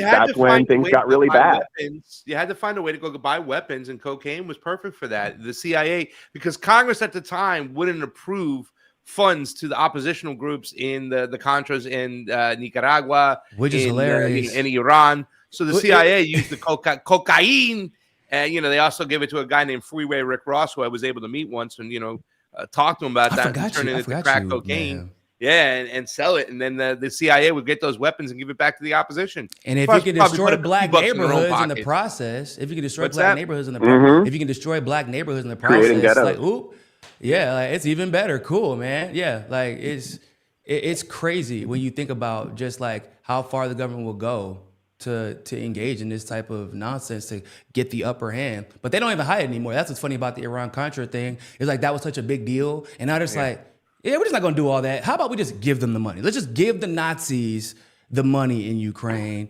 and take it on the nose, like, you know, take it on the forehead. If they complain, they complain. What are they going to do about it? So, Dave, I take it it's a yes that you think this was HAARP that did these earthquakes over there in Venezuela, Japan, and maybe Northern California? And Afghanistan. I'm not going to say that because if I assign the wrong program name, no one can sue. What I advise everyone to do is go onto HAARP Tracker and geoengineeringwatch.com and consult the experts like Dane Wigington, who knows way more about this shit than I do and has been on top of it way longer than me. People like Ryan Christensen of T-Lab and Whitney Webb, who works with them, they're way ahead on this stuff. I'm not going to make any presumptions because I don't want to be wrong. However, when I've seen the continual degradation of the Ring of Fire intentionally, along with Fukushima radiation intentionally getting ignored, and happen to know that the California coast has already been bartered to China for $13 trillion that we owe them, it creates a very specific picture of what we plan to do. Fukushima! Okay? Because in my mind, what we're going to do, this is what I think they have planned, and I'm okay to be wrong, but I think they plan to sink the Cali coast, use a tidal wave to send all that Fukushima radiation and all that poison shellfish that's spreading contagious forms of cancer that they're not talking about back onto the island of Australia and the Russian coast. I think they plan to use it as a bioweapon. That's just what I think. My man's. Thank you so much. Pasta, how many times I play about it? First of all, I'm allergic to fish, but I've played about it, and they're like, well, why won't you move to California? I always say, Fukushima? Like, why the hell we keep pretending like Fukushima didn't happen? That shit is still in the water, and people just eating fish, eating sushi. Yeah, but I'm hoping that I get like Aquaman powers for my sushi and stuff. Like, oh, I'm going to eat all these scallops. Like that. It got to be a freshly genetically modified organism, man. It can't be like just a random. He's right. Like he's 100% right. You know what I'm saying? I should eat some adiantium. I would say that, but no. And no, but like, what do I do to become a superhero? It worked for Spider-Man. Do you really want to be Aquaman? Do you want to be Aquaman out of all the goddamn things in the world? Oh, Pasta Man? Boy, just eat some radioactive pasta. Go to Olive Garden. Ooh, don't go to Olive Garden. You don't get the wrong kind of radioactivity there. Sometimes I want to talk to the wet noodle. That's dysentery. That's different. I want to talk to the pasta wants to talk to the Dolphins. Listen, but in Dave, all seriousness, hold on. Great stuff. Let me just Nico. Dave, like in all seriousness, man, thank you so much for bringing up Fukushima again, because I used to bring this up all the time. I mean, for years. In jokes and conversations, and people were like, well, why don't you move to California? No, it's a poisonous wasteland, and everybody keep pretending like it's not. I don't know why. Like, Fukushima got cleaned up. They literally just stopped talking about it. And I remember when it happened, it was such a massive deal. And everybody's like, this is like planet changing. This is earth shattering. And yeah, we're going to ignore it now. We're going to have to cut that clip out. We're going to have to cut out Dave's clip and repost that up. That was a very interesting. Go ahead, Dave. Yes. I'll give you the last minute. But that was a very interesting theory. And thank you so much for calling in the show. And happy birthday. I remember when I was 32. Oh, no, I'm 47. Dave. I was supposed to be in a wheelchair by 37. So Dave. Just a thing, the Fukushima thing, all right, they killed one of my heroes because of it. Masaru Emoto, doctor of water, master of water, who showed us that water molecules will be affected by the sound waves you hit them, even in a closed container. 2 weeks after he put out his video saying we could neutralize all the Fukushima radiation just by planting hemp on the Cali coast, he died. Wow. What? Okay, this is not a coincidence. Yeah, look at Masaru's video about how if we planted hemp on the California coast, we could neutralize and absorb all the Fukushima radiation. And 2 weeks later, he was dead. This timing needs to be looked into. He's the one that taught us that what we say to each other affects us at the molecular level. Okay, yeah, man. Sounds like he did a lot of shrooms. That sounds like he knows what time it is. Yep, it's very. He did the experiment. Dave, call back. Make sure you check back in here. Dave Please. He does. You were on point, man. We got our resident callers. David, we love you. Happy birthday. Call back in, man. And how it's your day. Have a blessed day. You know what I'm saying, my friend? Thanks, Go buddy. Enjoy yourself. And the Bolshevik Revolution was just one thing. Bye. Just one more thing. If anybody wants the Freedom of Information Act for this information, it's the Graduate Student Researchers Program at NASA headquarters, 300 East Street Southwest, Education Division. You can get all the information. They weren't even hiding it in the 90s. Program grants 96 to 2000. Best of luck. And thanks for everything. Thank you. Might Happy have to look birthday. into that. Any Might have great? to look into that. We have awesome callers. I was supposed to be making the Duh. show. Like I thought the show was going to take off and was going to be for the normies, right? Like for the, but then we have somebody. We have no. I guess you know what I'm saying. Since when, Pasta? Yeah. Since when are our shows attract normies? That's one of the reasons I like my shows. I don't want to talk to a bunch of normies all day. The normies. So yeah, I mean, so that doesn't necessarily mean that the normies aren't listening. Because I, in my experience, especially on Instagram, I didn't realize how many normies were interested in this type of politics. However, the normies can't call in and let other normies know that they are interested in this type of stuff. They got to stay hot, hidden in their normie bubble. You know what I'm saying? They got to keep that mask on until they're ready. I'm coming out. You know what I'm saying? Like it's a process. That's why we spoon feed them. That's why we spoon feed them. It's a process. Now, if you want to know my opinion about these earthquakes, so I want to be clear. Whenever these, for context, whenever these scientists, I'm gonna make you big. I'm just gonna turn my computer off for 2 seconds while I take care of my mom. But I'm listening. And guys, really quickly, if you want to call in, 561-247-2721. Tell Mama I say hello. I will for sure. All right. So when these experts went on television and started trying to explain away these particular earthquakes, like it was like immediately for me a red flag, because generally speaking, when earthquakes happen, like they'll talk about it on the Weather Channel. It'll be in written news, right? Written articles. It'll get some attention, but usually it will only get attention if it's like a massive tidal wave. It completely destroys a nation or cripples a nation. But in this particular case, they were trying to explain the phenomena instead of explaining the earthquake, if you will.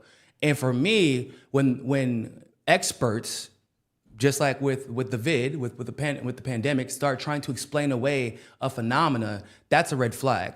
The other red flag was, instead of just admitting we have not seen this on record, which they said it, but it was like this roundabout way that they went about it that was peculiar. They said, well, it's not impossible, but we'll just categorize this as a scientific coincidence. What the hell does that mean? That is not a phrase that I've heard used ever until that day. That is fucking nonsense. That is a direct quote. Scientific coincidence. In other words, shit ain't happening. Horse shit. Yeah, horse shit. And I'm an expert and I don't have an explanation for this. Everything that guy just said is bullshit. Thank you. Because we've heard a lot of discussions about the Ring of Fire. The Ring of Fire conversation is valid. The problem in the case of Venezuela and Japan, for example, okay, maybe you can blame the 7.2 and the 7.5 in Venezuela on pre-shock, aftershock, or the earthquake and then the aftershock. Maybe, okay. Japan's tectonic plate has absolutely fucking nothing to do with that. Venezuela is not on the Ring of Fire. And yet, and still somehow, there are people trying to explain this away as if the Ring of Fire has something to do with those two events happening a couple of hours after one another. That doesn't make any sense. Well, plates shift, okay? Once again, plates do shift. That has nothing to do with those two events happening the way they've happened.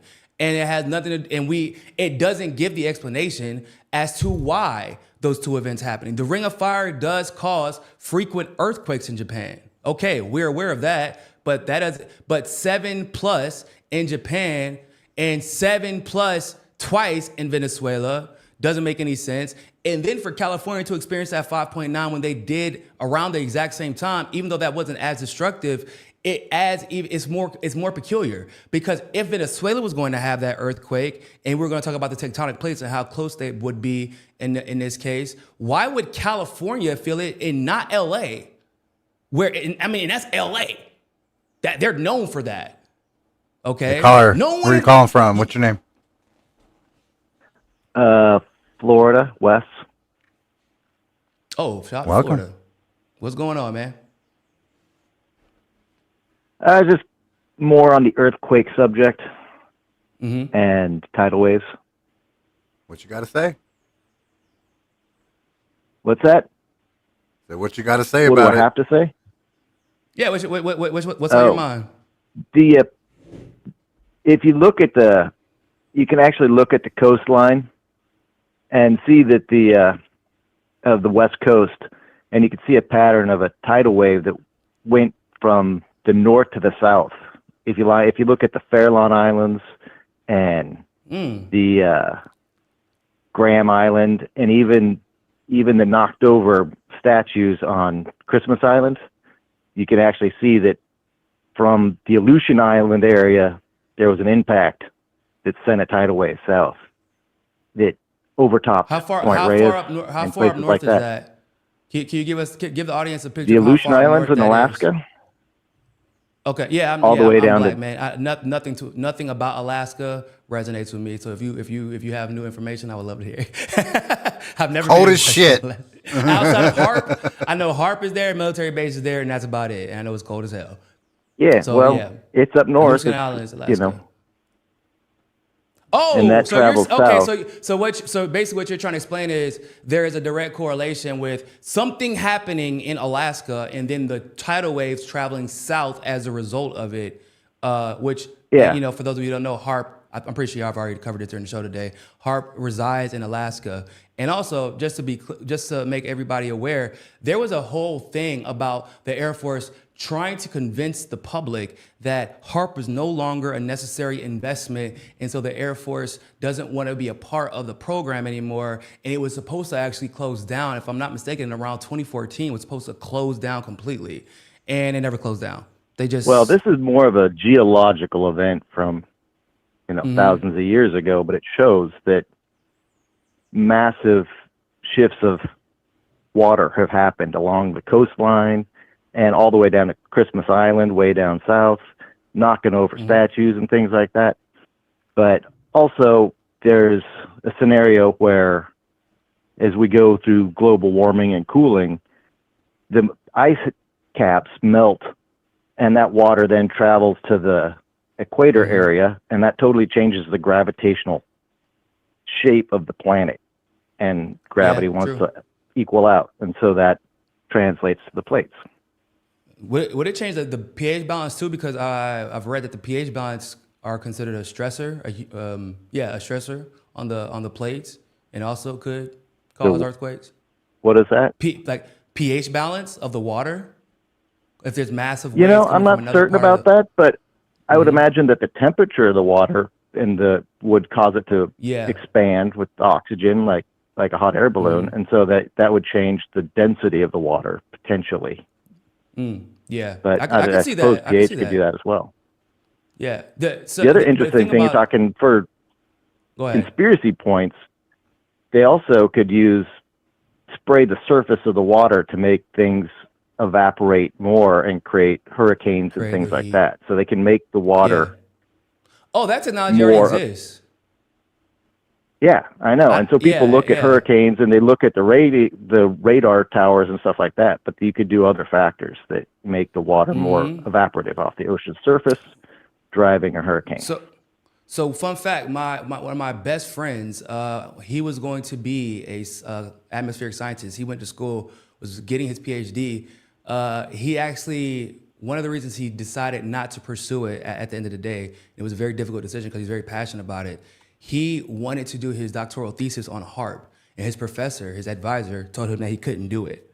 And the reason why was basically because I think you're a really talented kid, and you will not get a job if you do your doctoral thesis on HARP. Basically, is what he said. Because he knew what kind of brain and what kind of mind my friend had. He was a very curious individual. He wasn't going to do a study on HARP and what it's already doing. He was going to do a study on the potential of HARP to be used in various capacities, and that isn't anything that they want to be discovered effectively.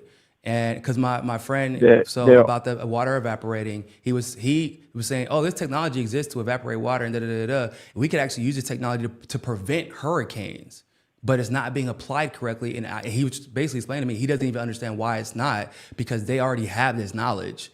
And he's like, I was like, so is it possible they could be used to start hurricanes? He's like, absolutely. That's my point. He's like, I don't understand what other reason we would have this technology, because he was aware of its existence because of his school. And he was like, I don't know if we're not using it to stop hurricanes. Basically, the only other explanation would be is that we're using it to cause hurricanes. And I'm like, bro, that's crazy. Or just to being an atmospheric scientist made him very skeptical.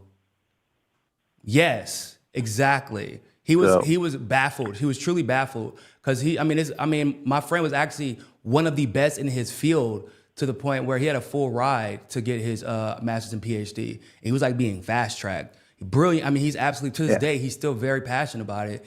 And the stuff that he would tell me about the weather, and because when I told him to be careful as an academic, because even in atmospheric science, it's about the money at the end of the day. Well, there's a lot of it that you have to, if you go into those fields, you have to sign a non-disclosure agreement. And for like public safety, you're like, why would public safety have to sign a non-disclosure agreement? It doesn't make any sense. There were a lot of red flags that he began seeing, not after his undergrad, but like closer to getting his PhD.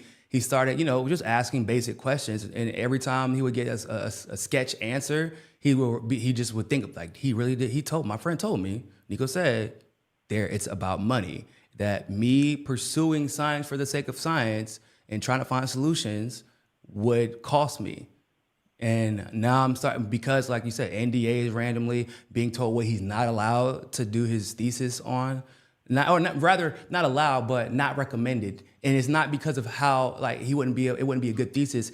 It's because it would be too good. I disagree about the money factor. It's about truth, and truth is a problem for a lot of people. Yeah, truth. It's because truth affects the bottom line, is what I'm saying. That's what I meant by money. And the project, whatever the project it is. I mean, if you're talking about population or depopulation plans, that doesn't necessarily, those people are thinking beyond bottom lines. Yeah, no, I feel like depopulation is a bottom line issue. There are too many people on the planet. We need more slaves to increase our bottom line, and we need to be able to pay them less money to help us increase our bottom line. At the end of the day, I feel like most people it's not, when I say bottom line, I mean like the capital, like whatever the capital may be at the time, and and they want to decrease our ability to push back whenever they do engage in these types of antics. Can I make this conversation turn a corner here for financing and things like that? The electric cars were used to facilitate the harvesting of lithium. Yep. But you also need lithium for oxygen scrubbers. So if you're making bunkers for the end of the world, you need oxygen scrubbers, which means you need lithium production. So you create a car company to drive the lithium production, and then you produce a really crappy truck and kill the market. And now you're still producing the same amount of lithium for your super bunkers, and the market drops off of the electric cars. No, but that's the thing. Markets dropped off for electric cars where? Only in the U.S. Because in China, obviously, which is a huge portion of the world, the demand's going up rapidly. In Brazil, where I live but it's the lithium market overall So in this particular case, though, China is in pretty dominant control of the lithium market. So the bottom line.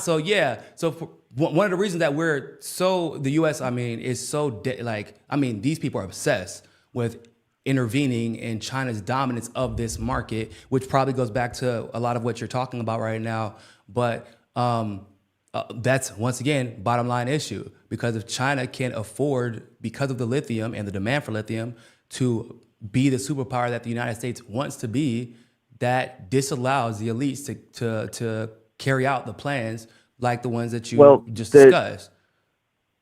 The other thing is that the elites overall, quote unquote, the ruling classes like Russia and China are working together, because if there's an asteroid or something that's going to hit the Earth, they don't know where it's going to hit, but they don't want to be at that spot. So they have bunkers around the world. And that's true. And that's where they're working together.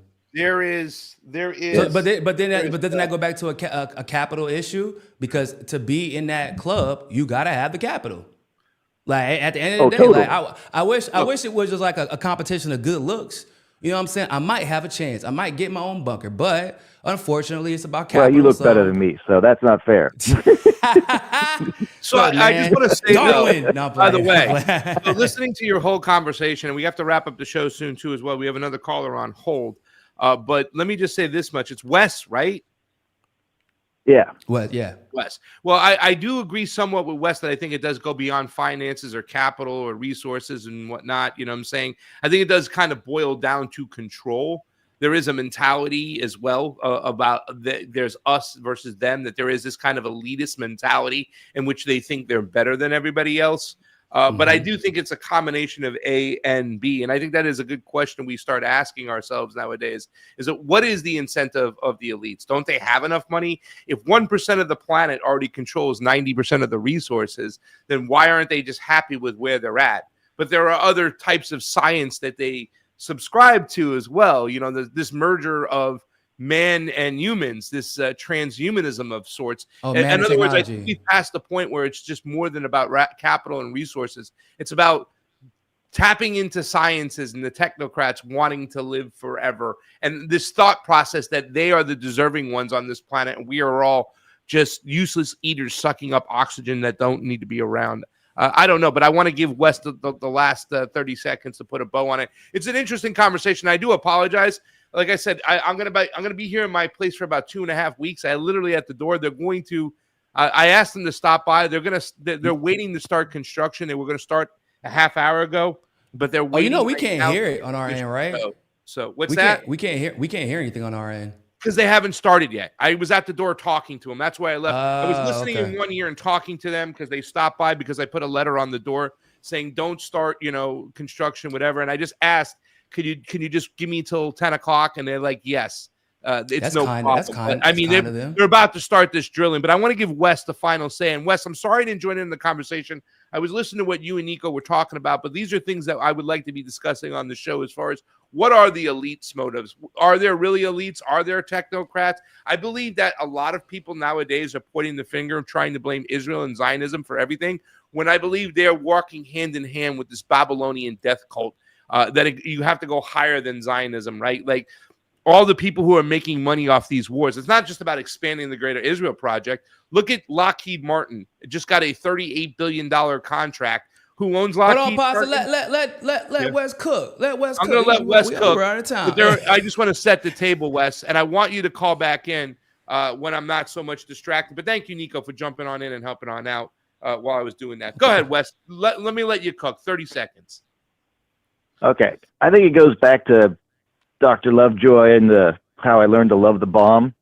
That was all when they started the whole bunker plan, and they basically run it out right there. Like, and then the last thing George C. Scott says in that is, we have a gap, we have a mine gap because the Russians had more mines. Well, the FTX guy, his mom ran a super PAC called Mind the Gap. So I think that's all connected, man. I think it's all part of the same money laundering thing for that same project. And by the way, Sam Bankman-Fried, their parents, they studied this form of I forgot what it was called, but it's this elitist practice that they are the ones that are designed, or they're the ones that are supposed to be taking the lead. They're a higher species. I forgot what it was called, but they practiced that form of religion where they looked at themselves as better than others. Wes? Sam Bankman-Fried. Yeah, well, they're eugenics. I mean, Sam wanted to start a eugenics island with his brother, and there's just so many aspects to how they're related to Peter Thiel and Stanford, which was started by eugenicists. It's all, yeah. Wes, thanks for calling in. I want to get to the last caller, and I want you to make sure that you are a regular on the show and we have these conversations. Sam Bankman-Fried's brother, I believe he worked for the WHO or did something with the vaccine. I can't remember what it was, but I was into that shit when it was happening. And by the way, that FTX scandal, how many Democrats and Republicans in our congressional bodies made money off that money laundering scheme? That should have showed you that the whole fucking Ukraine war was just a fucking pyramid scheme. Thanks for calling in, Wes. 100%. 100%. the You'll be a young regular, fighting my age friend. people are a problem for the royals who are going to be hiding in bunkers.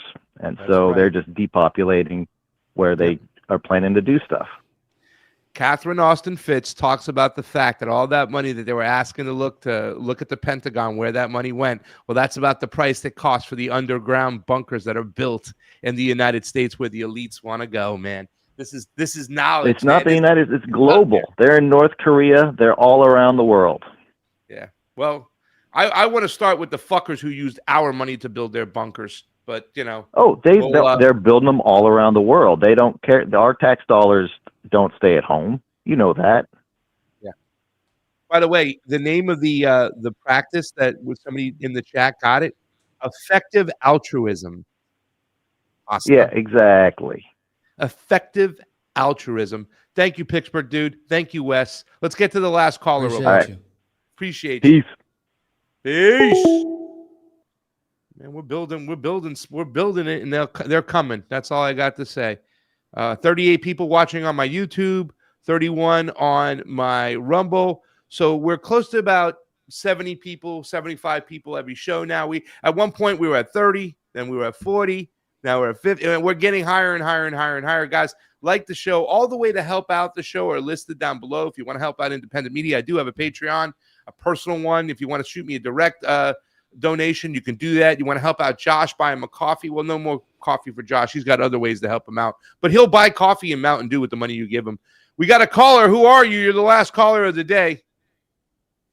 Yeah, Pasta Man, it's Jay in Connecticut, man. It's so good to see you're doing well, and it's good to know that Sleepy's doing well. Last time I got with him was over Element on my Android app, and it's a pleasure to finally connect with Nico, which was I've looked forward to for quite a long time. So thanks Old for school. that opportunity.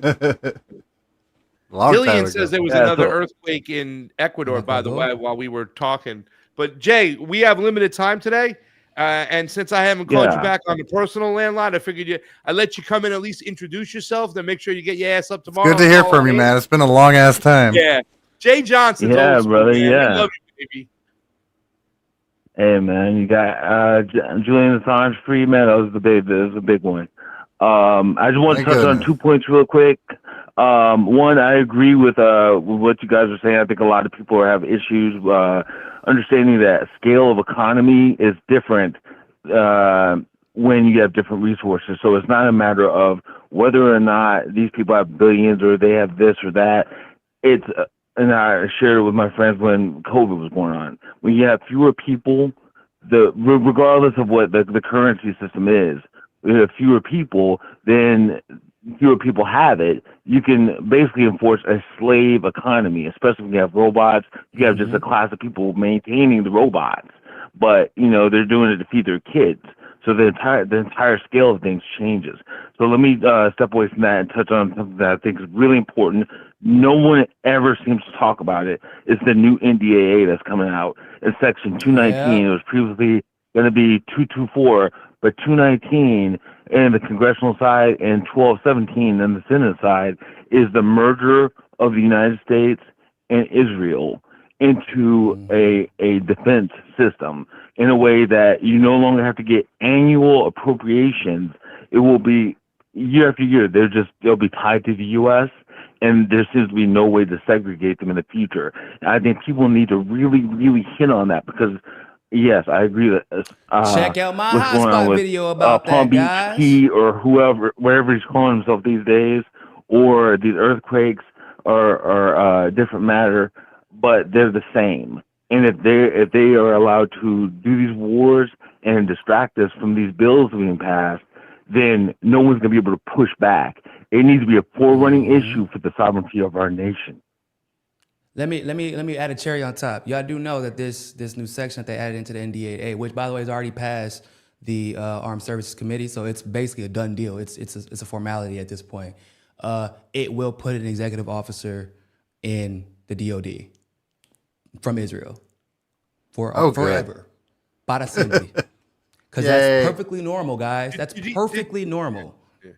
Jay, did you have a second point before we get out of here, or is that the only point? No, those were the 2 points: scale of economy and sovereignty of nation. Well, listen, I want you to call back tomorrow. Let's have some conversations. We're here Monday through Friday, 8 a.m. to 10 a.m. Eastern. Tomorrow we have Colonel Karen Kwiatkowski. She used to work in the Pentagon. She had a chair over there, a seat over there. She does our Wednesdays. Nico House is always here with us on Tuesdays. On Thursdays, we do Kyle Anzalone for the Libertarian Institution. And on Friday, we have Andrew Zigman from the Assange Action for Assange. Action for Assange. I cannot believe you're messing that up after like a decade. Hey, Mr. Tardiness, you were here late today, Jay. Thank you for calling. Hey, first of all, 3 kids. I will always be tardy for the next about 5 or 6 years. Shit, like 20, dude. Like 20. Tell them, Josh. 20 years. If I Nico show up on House, everybody time, know they can find you, baby. at Real Nico House on X, at Real Nico House on Instagram, and of course, make sure you follow us on Hotspot at Hotspot on X or Instagram. Hopefully, we'll be back up here pretty soon. We got deleted again at like 200,000 followers. So, yeah, that's what happens when you cover the truth. So, yeah, follow me there, guys, and I'm also on Upscrote as well. And then you can find my name on YouTube at Nico House. So, we love you, Nico. And appreciate you. Thank you for jumping on in. Better late than never. We always appreciate what you got to say, my friend. Alrighty, man. Thank you. Appreciate you. Love you, dog. Thank you, Jay. We love you too. Call back in soon. Let's have a conversation. We'll talk more about this. Absolutely. Love you guys. Jay. Definitely. Well, the phone lines are starting to blow up. We said it would happen, Sleepy. The phone lines would blow up and people would be calling. And you're going to be saying, I remember when I was watching Drive Time in the beginning when it was only 50 people between 2 networks, between Rumble and YouTube on the show, and now there's 50,000 gotta start somewhere. 500,000 on YouTube, and because YouTube is going to be brought to fruition and have to have an open source system as we march and storm the gates and demand transparency across the board. Let's hit the music real quickly and get on out of here before they start the drilling, because they're about to start drilling the floors over here. All right. As we wrap up today's show, let's take a moment to reflect on the importance of diversity of thought and the peace we can cultivate with our neighbors. In a world that often feels divided, it's our differences that can actually bring us together. Every unique perspective, every story shared enriches our collective experience and fosters understanding. Remember, it's okay to disagree. It's how we handle those disagreements that truly matters. Let's embrace dialogue over debate, compassion over conflict. When we listen to one another, we open the door to meaningful relationships. By engaging with our diverse communities, we can find common ground and build bridges that promote peace. So I encourage you to reach out to someone with a different viewpoint. Share a meal, have a conversation, or simply listen. Let's create a ripple effect of kindness and understanding in our neighborhoods and beyond. Thank you for tuning in today. Remember, together we can celebrate our diversity and pave the way for a more brighter, more peaceful future. So until next time, keep the dialogue flowing and the peace growing. I want to thank Sleepy J, Nico House, all the callers today, whether it be Dave from Melbourne, Snorky, Joanna. It was so much fun. Wes, who called at the end, Jay Johnson. You guys are amazing. Thank you so much to Gabrielle Freedom, Fred Edward, our producers.